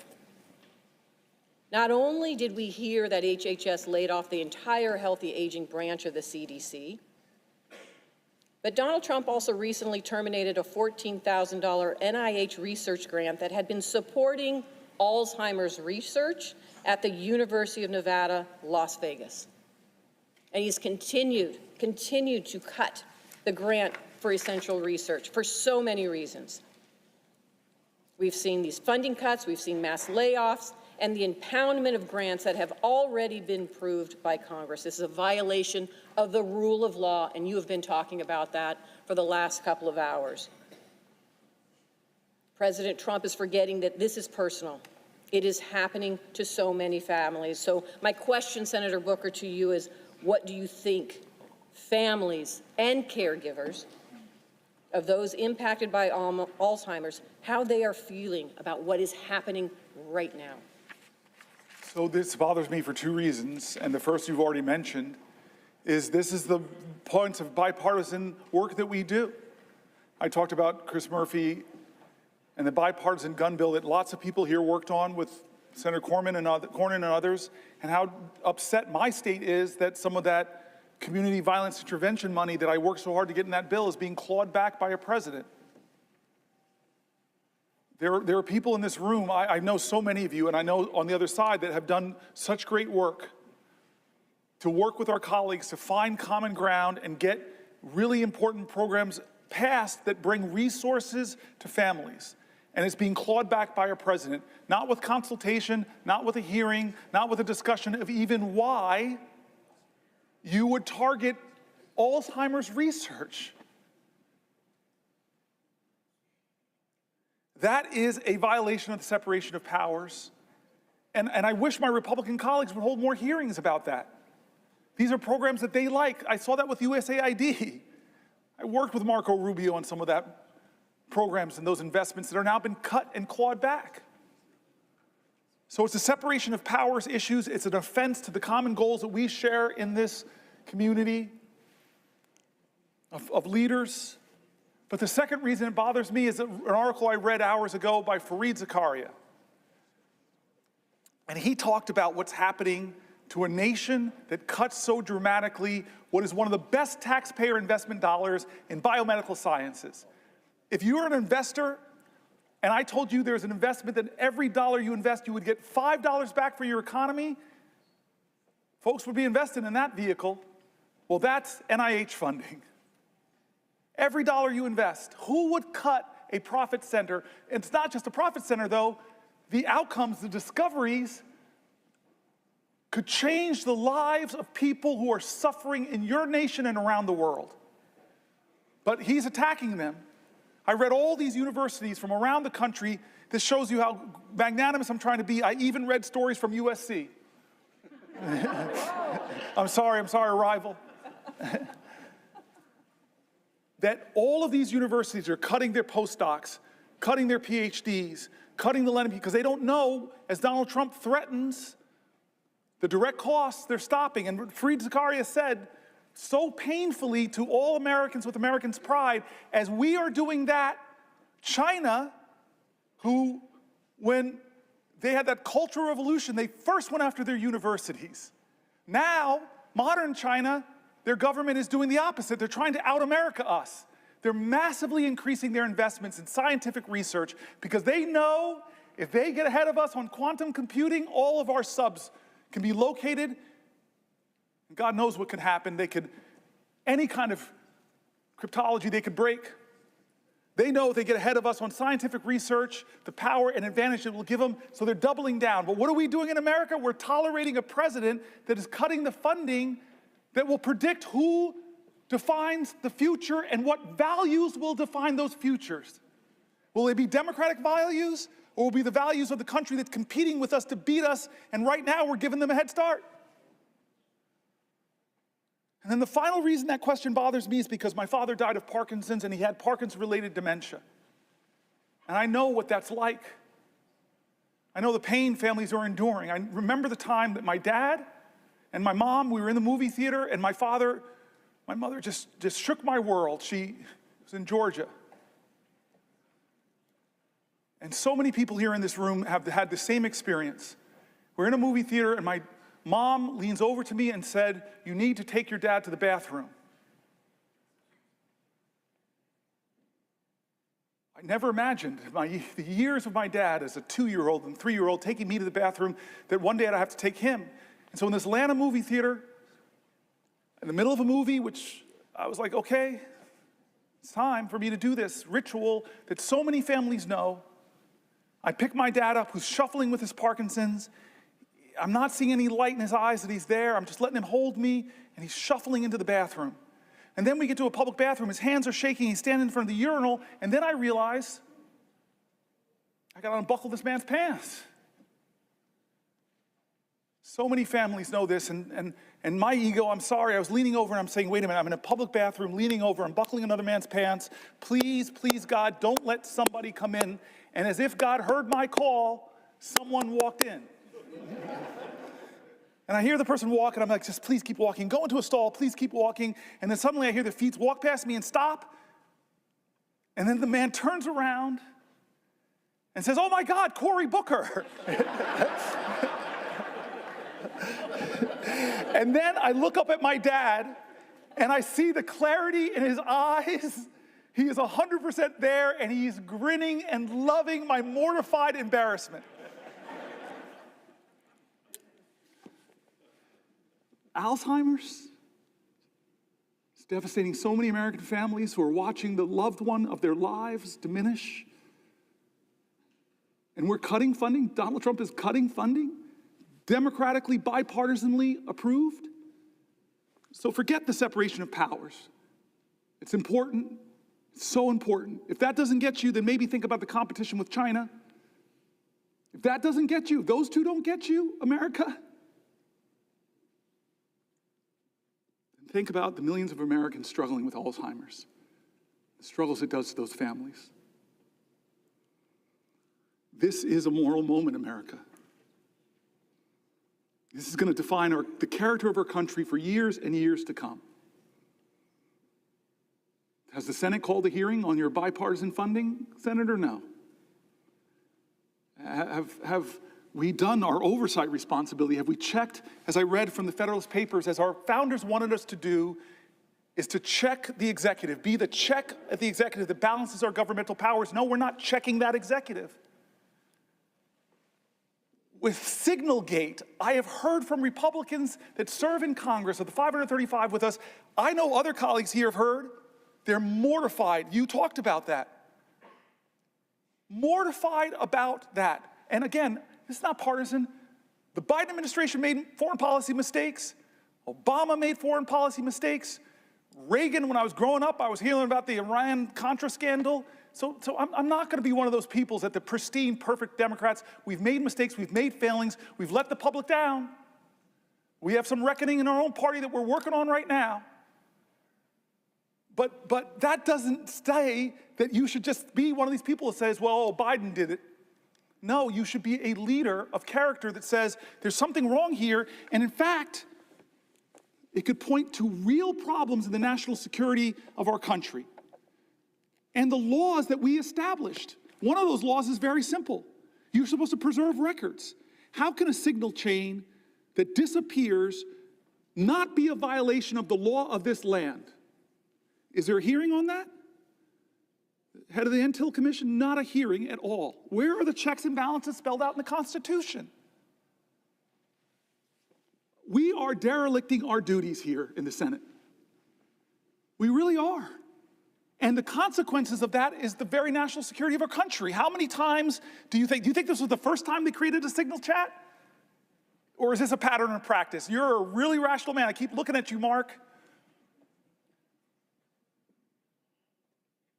You're my leader on these issues. Or Jack Reed. No, this indicates a real problem, and the Senate, the United States Senate, should get to the bottom of it.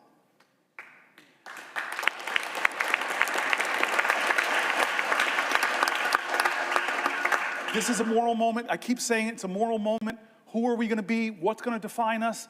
And it's time not for the typical tribalism. It's time for leaders to start standing up and saying, you know what? We can go a different way. We can imagine a different country. That's why I pointed out the new leader of the Democratic Party on the House side. We're a different generation. There's a rising generation of people. I've talked about my friend who wrote this great book, Abundance.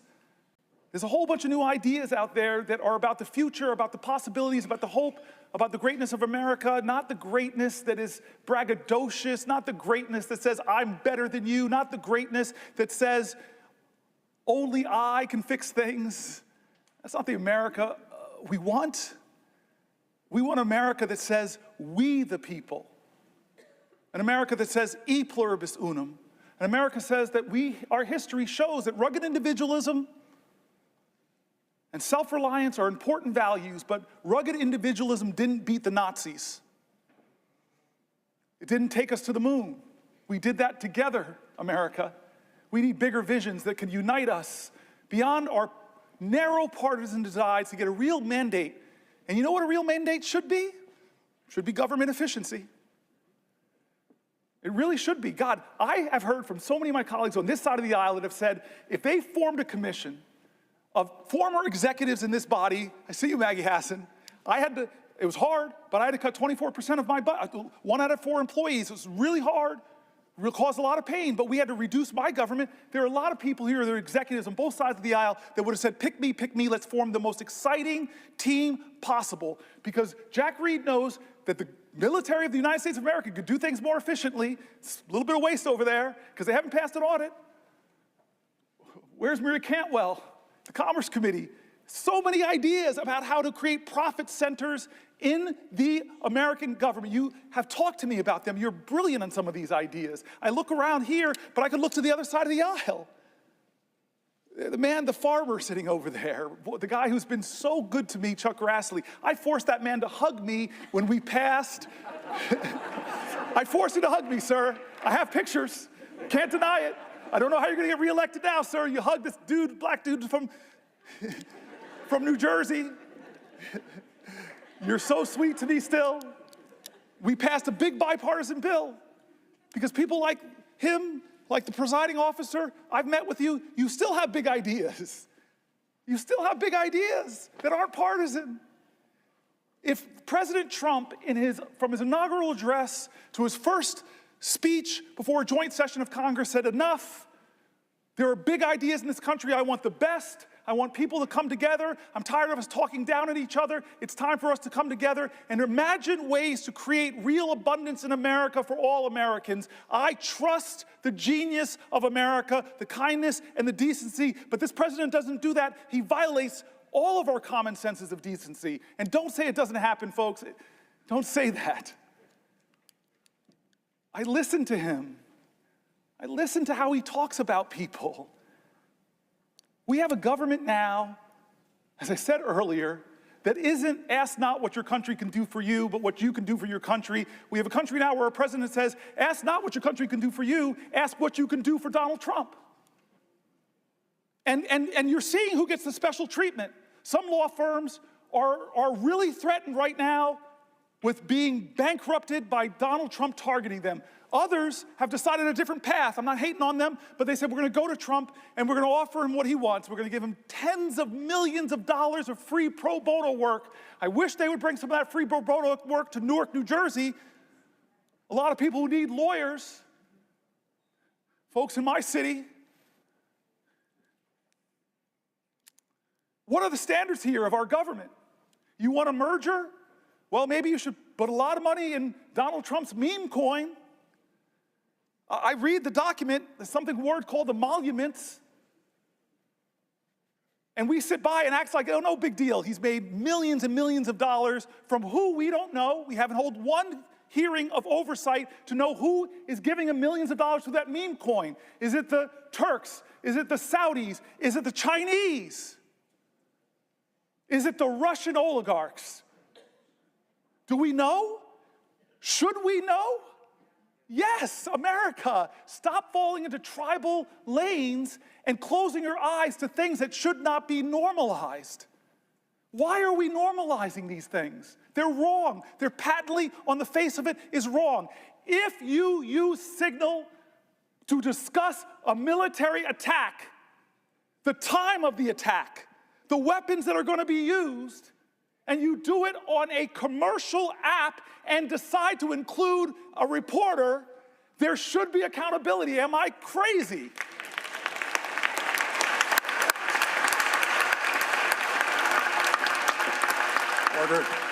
Order. Ladies and gentlemen, let me just remind you, expressions of approval and disapproval are not permitted by the gallery. Thank you. He was forced to say that. Look at you, defiant man.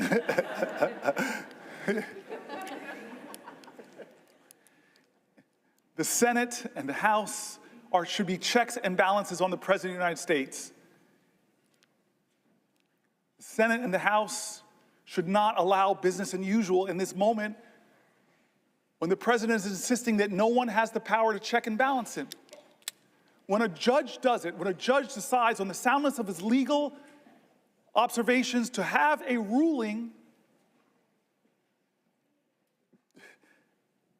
and then the President of the United States doesn't appeal the ruling like most people kind of do, but starts to drag and insult and threaten that judge with impeachment. And some people, astonishing to me, in our government said, oh, that's right, we should impeach this guy.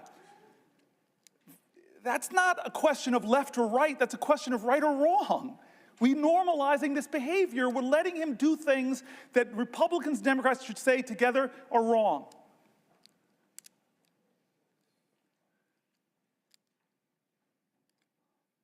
And so I want to say, I'm going to stop soon.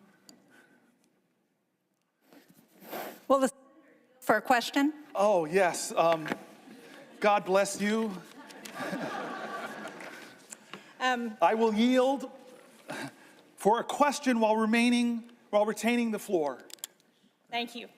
I want to start, before I get to my question, with just saying how proud I am, how proud we all are of you. And I think I'm old enough to remember Strom Thurmond's filibuster. I can remember being in high school and seeing the news every night and the reporters coming from the steps of the Capitol because they were filibustering the Civil Rights Bill. And what I'm proud of is that your focus on democracy and the opportunities that democracy opens up for all of our rights, in my mind, cancels out what Strom Thurmond did to prevent African Americans and others from getting the rights they deserve in this country. So I'm proud of that.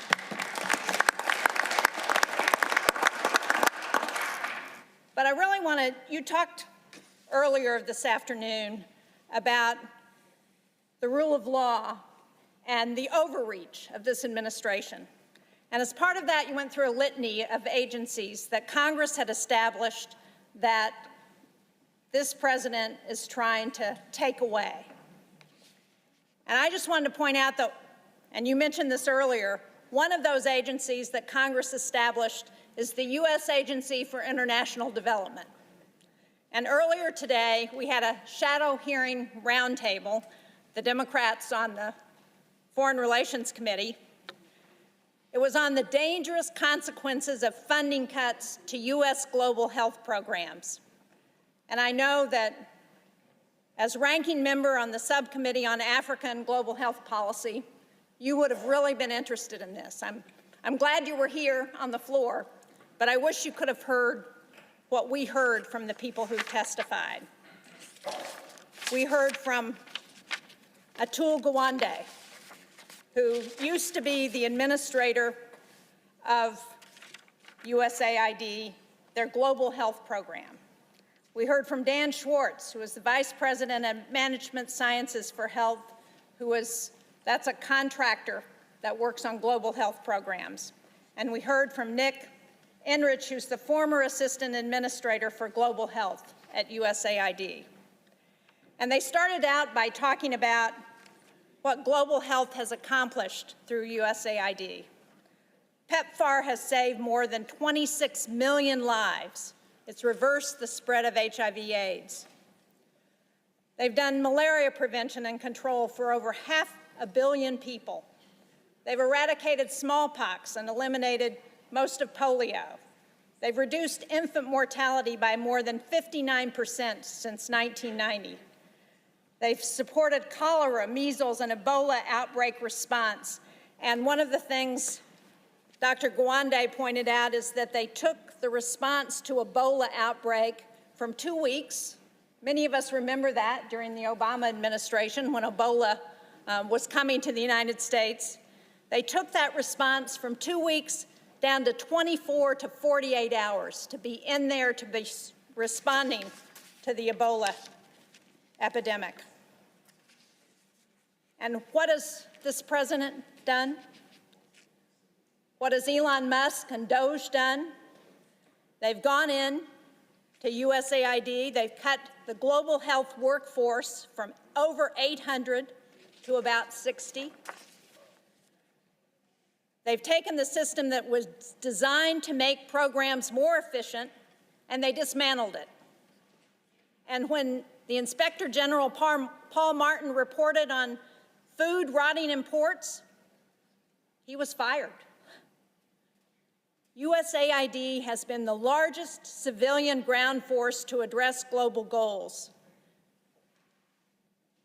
As Dr. Gawande said, what we learned from USAID is that prevention is a whole lot more efficient and a lot cheaper than emergency treatment. He said that what we spend on global health through USAID has been $9 a household in America in a year. $9. Think about what we've done with that $9. And as they were going through the litany of programs that have been cut, the one that caught my eye was 75% of the pandemic threat comes from diseases jumping from animals to humans. That program has been terminated.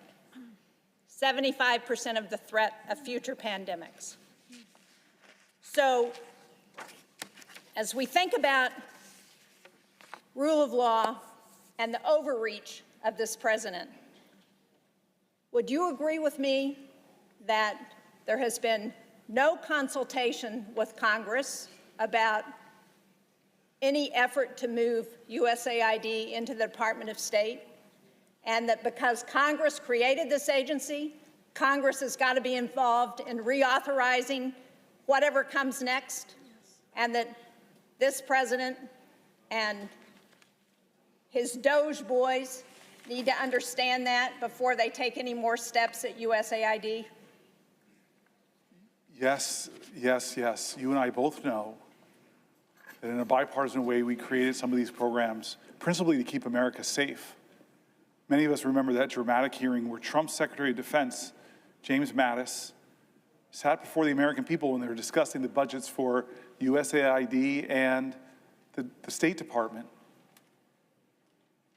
And John Mattis knew the power of those programs to keep us safe. You mentioned infectious diseases. Well, we live in a world where an infectious disease anywhere is a threat to public health everywhere. So pulling our scientists out of the fight against Ebola, pulling our scientists out of drug-resistant tuberculosis fights, it makes no sense. And then, in terms of our safety, he just simply said, if you cut these programs, buy me more bullets, because our fight's to spread democracy. There are nations in Africa, for example, where the Chinese are trying to influence a different way of life. That's why so many African countries now won't criticize China for things that the rest of the world say are bad because they owe them so much debt, they're so engaged, they're so overplaying the fact. Chris Coons said something, I think it was Chris Coons said something painful earlier about Myanmar. This horrific thing. America, the most generous country on the planet, when there's a crisis, we lead the rest. I've sat in meetings in a bipartisan way with ambassadors from other countries where we had the moral authority to tell them, you're not doing enough. And in the Myanmar crisis right now, as Chris Coons said, who's standing there? Not Americans. We don't have the capacity anymore to help in a horrific crisis like that, but the Chinese government's there. Again, it's what defines us. I keep saying this is not a left-right moment. This is a moral moment, and we tell our truth with what we do with our resources. And here's the thing. When you poll people and ask them how much money you spend on USAID, they say, oh, it must be 10% of the American budget. It must be 5% of the American budget. It's around 1% or less.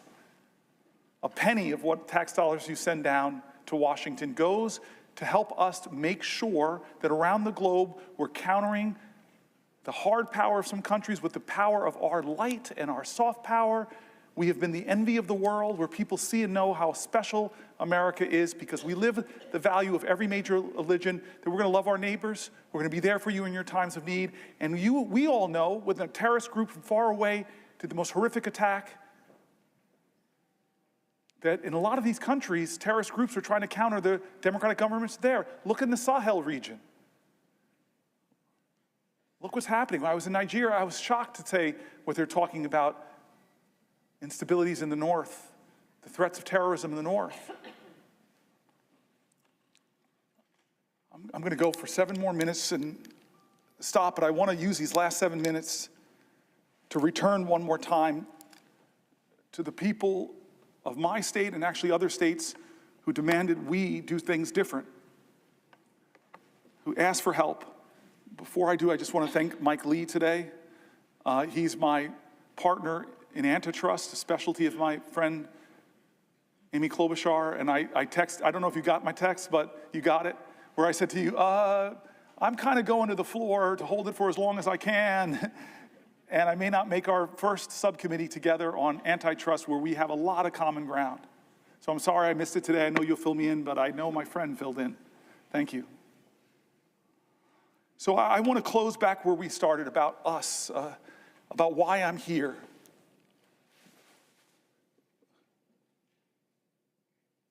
I believe that there is an urgent crisis in our country that we are not talking about. It's not a left-right crisis, it's a right-wrong crisis. It's a moral moment, and again, in America, that's going to define our character, about who we are and what we stand for. There's a threat to the bedrock commitments we've made to each other as a country. People are threatening that bedrock commitment of Social Security. They're calling it a Ponzi scheme. They're making up absolute lies about it.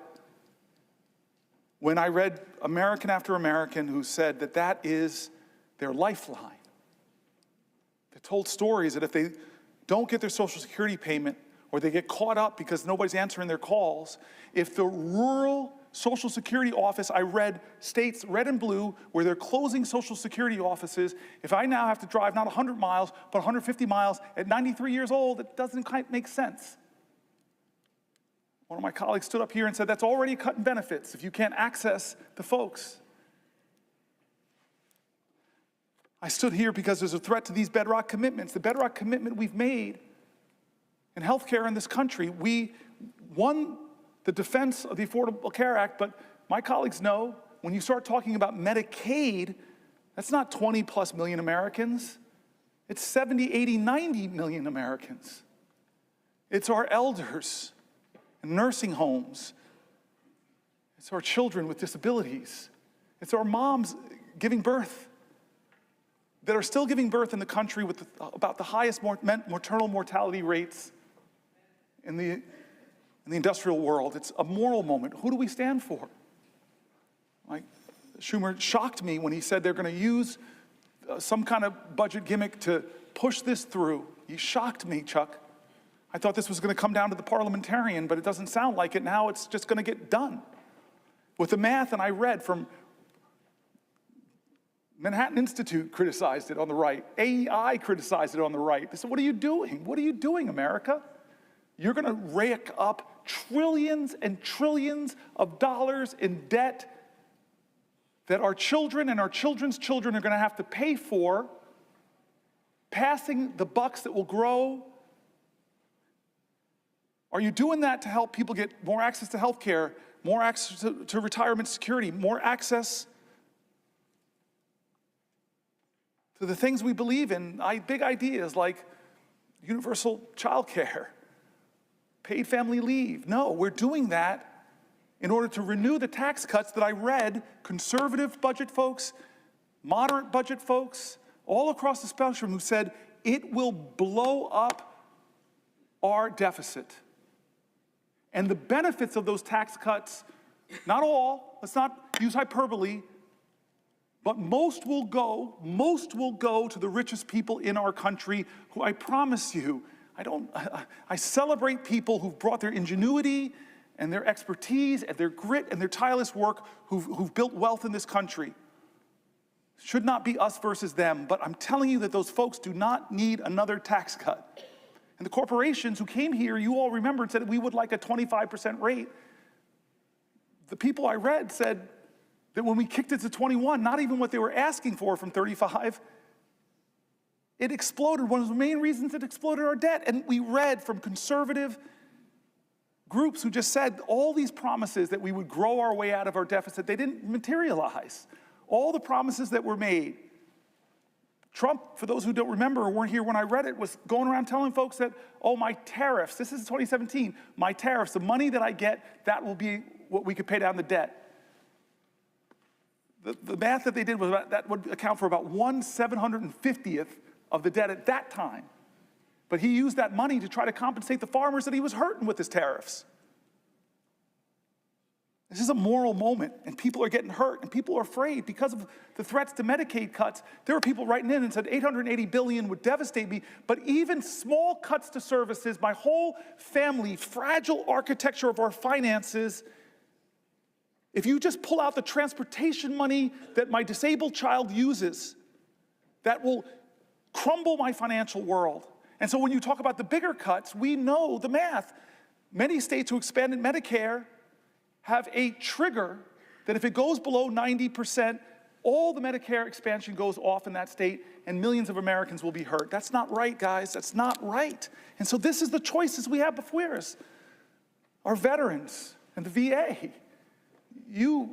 I'm mad at you now. You made me get very emotional with your story. We read John McCain's story. We read the stories of the poems of the unknown soldier looking over us and saying, what are you doing to the Gold Star families? What are you doing to the veterans? Are you living up to your promises that you made? Well, right now, with the cuts of tens of thousands, over 80,000 veterans who work for the VA, but even more because about 20% or so of all federal workers are veterans.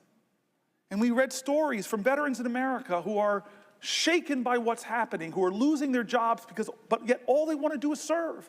They're not what they're being called. They're not leeches. They're not criminals.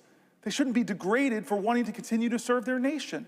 This is what we're talking about, our veterans, our seniors, our health care, our financial security going forward. I asked the question to all those people who voted for Donald Trump, who believed in him that he would lower your grocery prices. I asked you, look at your financial self. Are you better off than you were 72 years ago financially? Well, the answer for most people who believed in him is no, because he didn't set out to do anything to lower prices. He set out to rename the Gulf of Mexico, to threaten Canada, to say I'm going to take over Greenland. He's done a lot of things, 140 executive orders. Many of them actually drive up your costs, make it more expensive to enroll in the ACA, reduce a lot of the tax credits there. He's increased your costs, he's taxed your bedrock services, stock market tumbles, your 401k accounts are less, inflation is up, consumer confidence is down. This is what the voices we brought into this chamber, the voices of our constituents, red states, blue states, the voices of Democrats and Republicans, Republican governors, Democratic governors. We brought all the people that are saying, no, this is a moral moment, not left or right, right or wrong. And so I've tried over the last 25 hours and 1 minute to center the conversation back on what will we do of good conscience. People who are saying, I served this country, I risked my life, shouldn't be able to keep my job. People who are saying, this country once made itself the envy of the world because we invested in high quality education for every child. I don't like what's going on at the end of the Department of Education. People who are saying, I worked harder than I ever have, but the prices on everything in my life are getting higher. People who are saying that the America I learned about in school, the one where people's rights are protected, the people who are saying that why are we yet again going through another healthcare battle that threatens millions of people, the people who are saying that I'm worried about the financial security and the future of my country, the voices of folks. And so I end by saying simply this, where I started was John Lewis. I don't know how to solve this. I don't know how to stop us from going down this road. Chuck Schumer's now told me that they're greasing the skids to do these things. I'm sorry, but I know who does have the power. The people of the United States of America. The power of the people is greater than the people in power. It is time to heed the words of the man I began this whole thing with, John Lewis. I beg folks to take his example of his early days where he made himself determined to show his love for his country at a time the country didn't love him, to love this country so much, to be such a patriot that he endured beatings savagely on the Edmund Pettus Bridge, at lunch counters, on freedom rides. He said he had to do something. He would not normalize a moment like this. He would not just go along with business as usual. He wouldn't know how to solve it. But there's one thing that he would do that I hope we all can do that I think I did a little bit of tonight.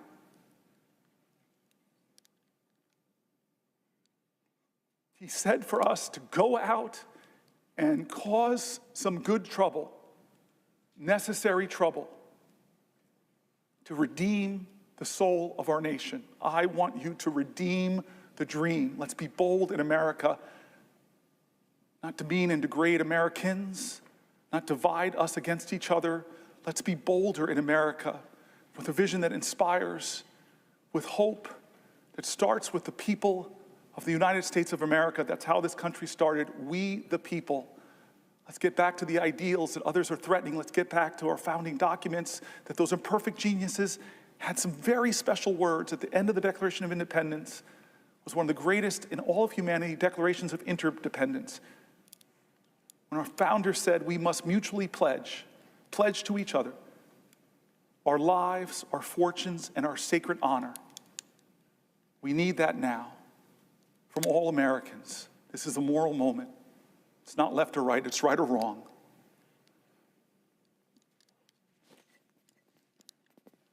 Let's get in good trouble. My friend, Madam President, I yield the floor.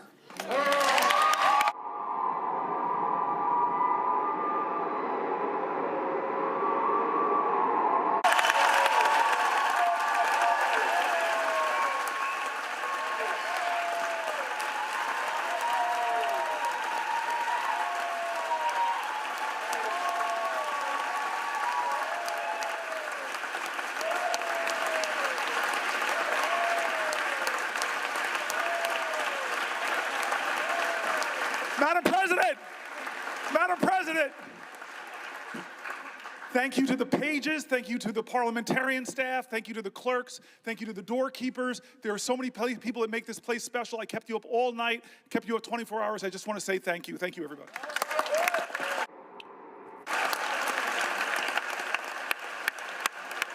"25 hours and 6 minutes.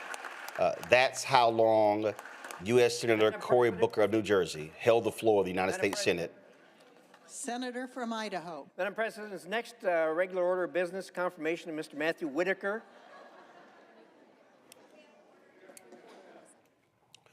The vote that they're taking relates to the NATO ambassador. That's what Senator Booker was filibustering. 25 hours, 6 minutes. I'm sorry.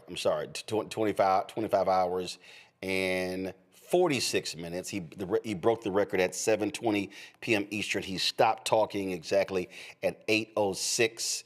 8:06, guys, come on. What do we? That's the feed. There we go. 8:06 p.m. And as you see right there, Mustafa, Republicans, let's go right ahead, move forward the nomination of Matt Whitaker. But the key point is this here. People are going to be talking about this for a very long time. And this is the type, when you look at on social media, all platforms, the energy that is around the dialogue that people are having about the things that he talked about, that is why this was important.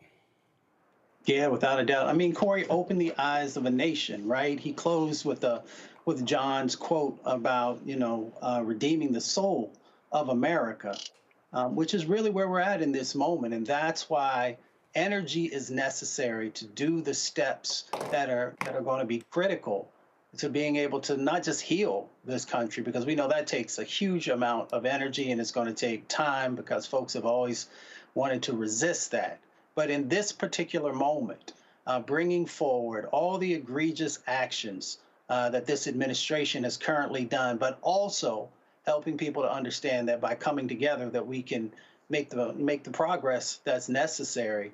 That's who Cory is. And I'm proud of him because he reinfused some energy into a situation where folks often don't know where to go, don't know what to do, or are looking for someone to, sort of spark that match that gets folks who say that we are resistors moving in a positive direction. So now each and every person who watched that has a responsibility in this moment to get engaged. He talked about good trouble and necessary trouble. All of us have the ability to play a role in helping this country to move forward in a direction where no one gets left behind, and that we do the things that are necessary to address the evils of the past. Full time, my apologies, was 25 hours, 5 minutes, and 30 seconds. And this is so, I don't particularly care for Frank Luntz, the Republican pollster. I don't care for him at all. But Larry, this was a tweet that he posted. He said, I just hosted a focus group of Democratic, go to my iPad. I just hosted a focus group of Democratic voters who are angry with Dem leadership in D.C. What Cory Booker is doing right now on the Senate floor is exactly what they want to hear. Democrats would be smart to get a transcript and copy it word for word. Yeah, I saw that same tweet when Senator Booker was, on the Senate floor, and it's interesting, Roland, because there's been a disconnect between, D.C. leadership, the House and Senate, and what a lot of millions of Americans want, and that's the point I made. Discord, the fight, because there seems to be there's a bit of a, the overall demeanor to be willing to step aside and let what we've seen happen over the last couple of months happen with no pushback. And a reminder, there were tens of millions of Americans who didn't vote for Donald Trump. So there are people who are frustrated and want the Democratic Party to do more. And so hopefully what we see from Senator Booker tonight is, that kind of first step in terms of not just in the Senate, but in the House also. We've seen Congressman Crockett, Congressman AOC, among others, who have, Congressman Green, others, who have tried to disrupt systems. You cannot fight against, when you look at the history of authoritarian or some of the other challenges that other countries have encountered, you cannot fight against, these systems by simply stepping aside and saying, well, we're the minority, we can't do anything about it. Roland talked about the assassination of Dr. King, and if you look at the lessons we learned from the civil rights movement over those several decades, you saw that those individuals saw the moral clarity of what they were doing, but willing to weigh their lives on the line. So when I hear here's this conversation of some Republicans who are not willing to go against Elon Musk, among others, because they worry about someone who will get primary, that's cowardice. From the Democrats and for those individuals, Republicans, who believe what we're seeing is not consistent with democratic democracy, then you need to be willing to stand steadfast and to make sure that, whatever fair and equitable system we had, as particularly when it comes to Black folks, that we continue to build on that and make sure the next generation of individuals, particularly Black and brown folks, have the rights they deserve based on the U.S. Constitution. And what you also do is you don't let folks steamroll you. Congressman Glenn Ivey, former federal prosecutor, was on Will Cain's show on Fox News, and y'all know how Will Cain is an absolute lightweight. And I want to. This is the exchange, Joe, that I think you need to see more of. Watch this here. To be dispassionate. I want to see the same passion from you on those issues of the crimes of illegal immigrants as you do for this error when it comes to illegal immigrants. That's what I hope for you, Congressman. I prosecuted the crimes of illegal immigrants for 8 years. I locked up more people in my day than you ever did. So don't lecture me about not being passionate about prosecuting illegal immigrants to do something wrong. No. I've done it. You haven't. Back up. Today, Congressman, you write the laws. Congressman, today, my IFB is dying. I need to turn the speaker on. In fact, I did a joint prosecution with Rod Rosenstein of MS-13 when he was the U.S. attorney and I was the state's attorney. I've done this before. You have not. Don't sit there and lecture me about being passionate about people who break the law. I've done it. You have not. Congressman, I think you took that a little more personally than intended, but I think that what I'm talking about is not your past, but your present, where we apply passions today in our current jobs, not our former jobs. Congressman, I have to leave it here. I've gone way over time, and I'm always willing to do so. I appreciate the back and forth. You're welcome here anytime. Thank you so much. All right, here's somebody who's a so-called lawyer. When the last time you been in the courtroom, Will Cain? You took this a little more personal. No, hell no. You took a shot, and he smacked your punk ass back. That's what just happened there, Joe. Sometimes you just got to get reminded of who folks are. And the Will Cains of the world don't always know. And when they don't, you have to remind them. You have to let them know that, listen, I forgot more about this than you know. What it is that you think you're talking about. You're talking about it hypothetically, checking with the Trump administration, getting talking points. Meanwhile, back at the ranch, I've been doing this work. I know more about it than you do. I've seen it. I've seen every side of it. And this is where we are. And so I think it is important that we fight back, that we let folks know that you guys, if DEI was a negative thing, as it's truly defined, they would be the DEI hires. Will Cain would be the DEI hire. He absolutely. First of all, that even insults DEI hires. Right, exactly. With the true definition of DEI, no, he wouldn't be that. But as they define it, somebody who comes up short and gets in the box anyway, no, that's him all day long, dressed up and dressed down, and he's not hard to knock over and spank. So hopefully people continue to spank these folks. Hit them right in the mouth, figuratively speaking, with what it is that's going on, what the real truth is that's going on. And meanwhile, at the same time, be the people that are fighting for folks. There's a lot of anger out there. There's a lot of confusion out there. There's a lot of people that are seeing that their government, that Elon Musk or, the co-president and whoever else it is, they aren't doing the things that are helping people. They aren't doing things. There's no mandate to do this. There's no mandate to threaten somebody's Social Security, threaten to take somebody's job after 20, 25 years that they were supposed to have a property right in. There's no mandate for any of this stuff. And so hopefully we, with both words and action, can be on the right side of this so people coalesce. Because what's going to make this thing change is people coalescing and saying, this is not something that we are going to stand for. It's not going to happen. And if we are on that side consistently in words and action, then we'll be where we need to be. I got to play this here. Representative Sidney Kamlager Dove, of course, she was on our show last week. You want to call out somebody who is testifying? This is how you do it. Majority is relitigating a made-up conspiracy theory about a part of the State Department that no longer exists to distract from the dumpster fire foreign policy this administration is pursuing and elevating a serial sexual harasser as their star witness in the process. Mr. Chair, I request unanimous consent to enter into the record 2 articles about the Republican witness Matt Taibbi. The first is a Chicago Reader article entitled, 20 years ago in Moscow, Matt Taibbi was a misogynist a-hole and possibly worse, and a Washington Post article titled, The 2 Expat Bros Who Terrorized Women Correspondents in Moscow. Without objection. This hearing could not be more out of touch with the concerns of everyday Americans. People's retirement savings are being decimated as Trump's arbitrary temper tariffs tank the stock market.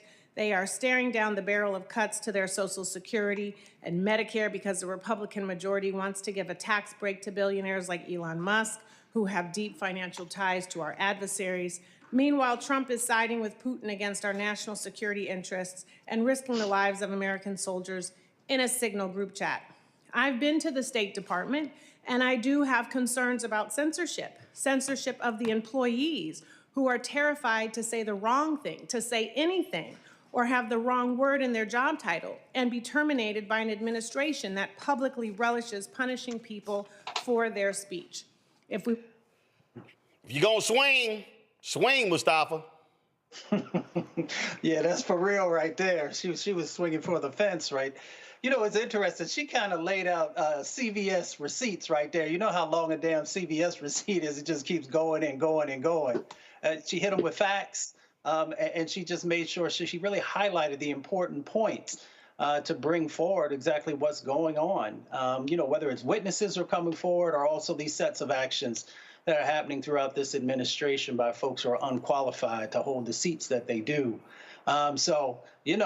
You gotta, what did Michelle say? When they go low, we go high. That doesn't work in this moment. Folks have got to do some neck checking on individuals whom that's the only thing that they seem to actually respect.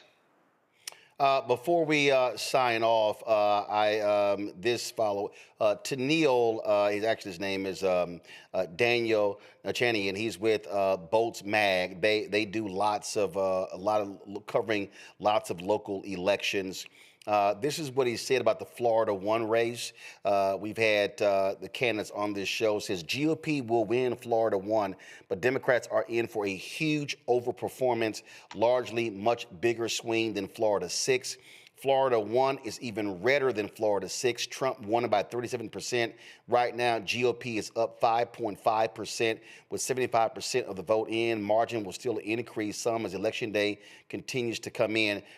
This is why this is important. We also, of course, will be looking at what happens out of Wisconsin. This is really important.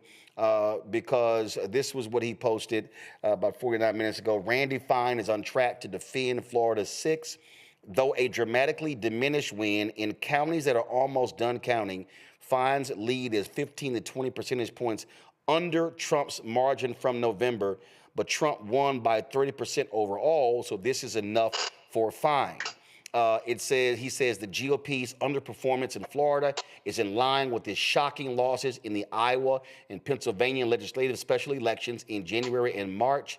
Those legislative districts were very red too, less so than Florida's plus 30% Trump margin. AP has called Florida 6 for Randy Fine. And here's the deal. You see this Republican says a win is a win. You got your guy still lost. But the reality is you're able to take something away from this, Larry. You're there in Florida. And if you talk about this level of underperformance, it should say several things to Democrats. First, this is why you have to run strong candidates. This is why you got to knock on every single door. You are guaranteed to lose if you never campaign. Yeah, the fight, it has to continue. And, you know, Roland, it's interesting. I was on a local platform talking about these two elections today in the 1st and 6th district. And I believe that, as we're going to see, both the Republicans will win those seats. But the question was the underperformance compared to, President Trump's numbers from just a few months ago. And so what you're seeing it play out, you talked about the Pennsylvania State Senate switch that happened last week. And so if this continues to happen, we'll see what's happening in St. Louis next week in terms of what kind of trends you're seeing in terms of, are members of the Democratic Party being activated. And the really thing is, Roland, about the 1st and 6th district, it sounds like quite a few Republican and swing voters switched to, support the Democrat.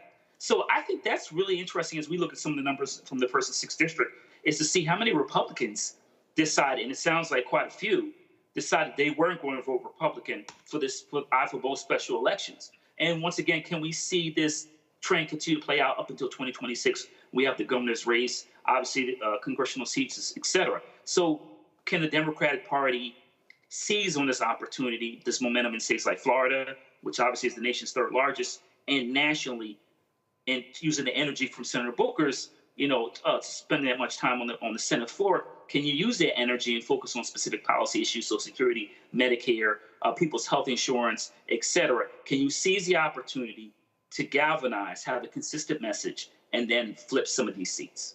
The last thing I want to make here is this right here, and this is the thing, again, when you try to operate by norms, Mustafa.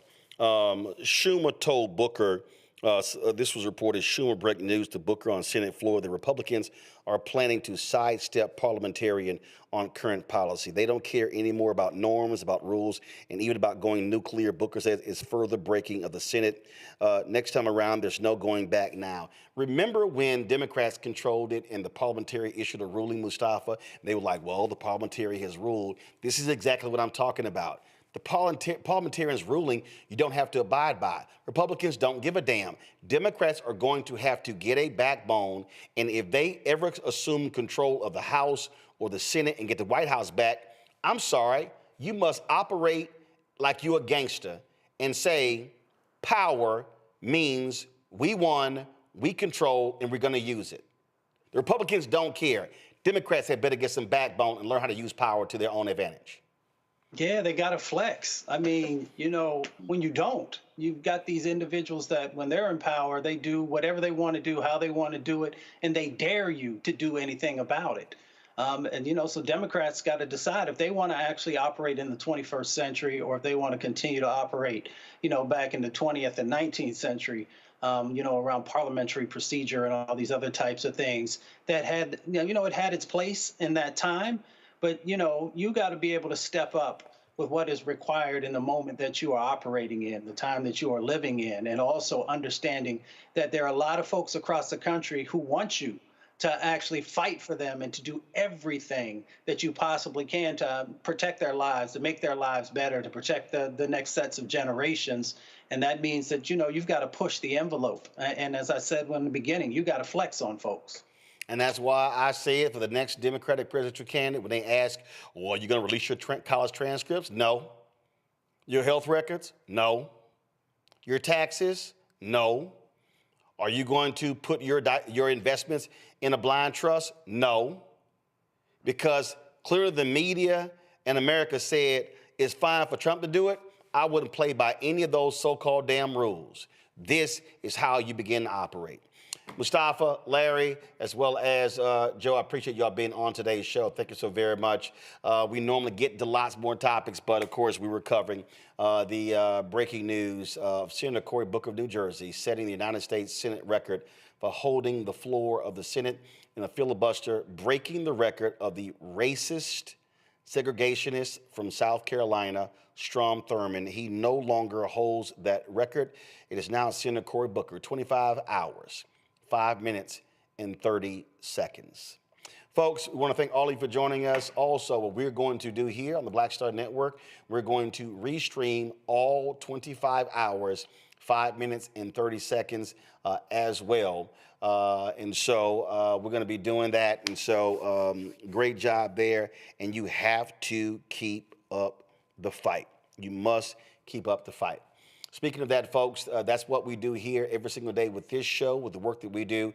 If you want to, so a couple of things. First, if you want to join our Bring the Funk fan club, we want you to contribute to our Bring the Funk fan club by, of course, goals to get 20,000 of our fans contributing on average $50 each. That's $4.19 a month, 13 cents a day. Listen, 6 weeks ago, when I went to the mailbox, there were some 386 checks and money orders in the mail. When I went 2 weeks ago, it was 512. I'll be back. I go every 3 weeks, and so I'll be back at the post office. If you send a check or money order, please be patient because it's a process we have to go through. We have to open every single envelope. We have to catalog every person's name so we can add your name to the list. We then have to actually sign the back of every check and money order. And then we must separate the money orders as well before we send off to the bank. So just be patient. We got the check. We just got to actually just go through a process. But if you don't want to use checks or money orders, you want to make it a lot easier, Cash App, use the Stripe QR code. This is the QR code right here. This is the Stripe QR code. If you want to use a credit card, you can also use the Stripe QR code as well. Click the Cash App button to continue to contribute. If you send a check or a money order, do me a favor. You please make it out to Roland Martin Unfiltered. A lot of people put Roland Martin. A lot of people put Black Star Network. Please make it Roland Martin Unfiltered. It makes it a lot easier when we're trying to sort it with the bank because that way it's not going to all kinds of different bank accounts. Because we have we're set up different ways as y'all, but it's a lot easier if every check and every money order is Roland Martin Unfiltered. You can send that to P.O. Box 57196, Washington, D.C., 20037-0196.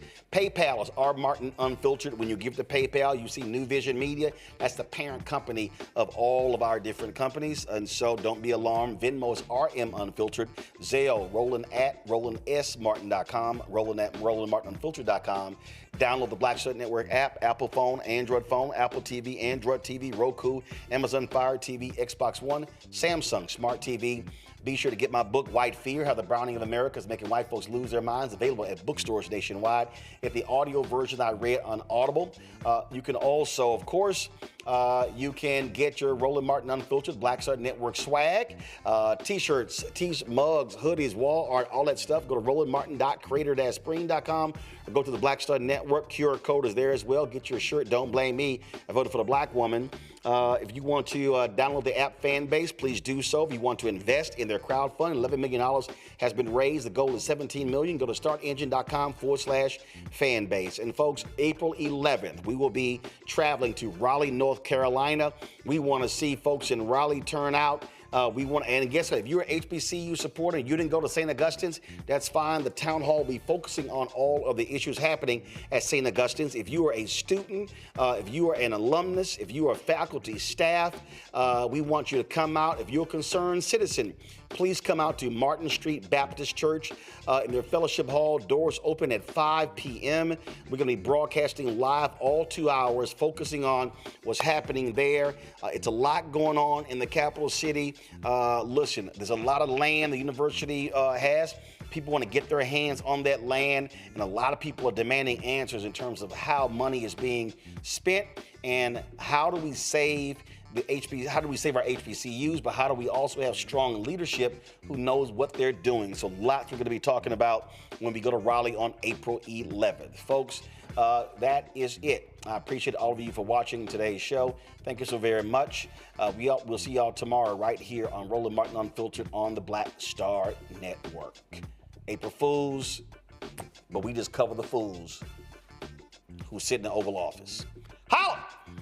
Black Star Network is here. Oh, no punch! I'm real revolutionary right now. Thank you for being the voice of Black America. All momentum we have now, we have to keep this going. The video looks phenomenal. See, there's a difference between Black Star Network and black-owned media and something like CNN. You can't be black-owned media and be scared. It's time to be smart. Bring your eyeballs home. You dig?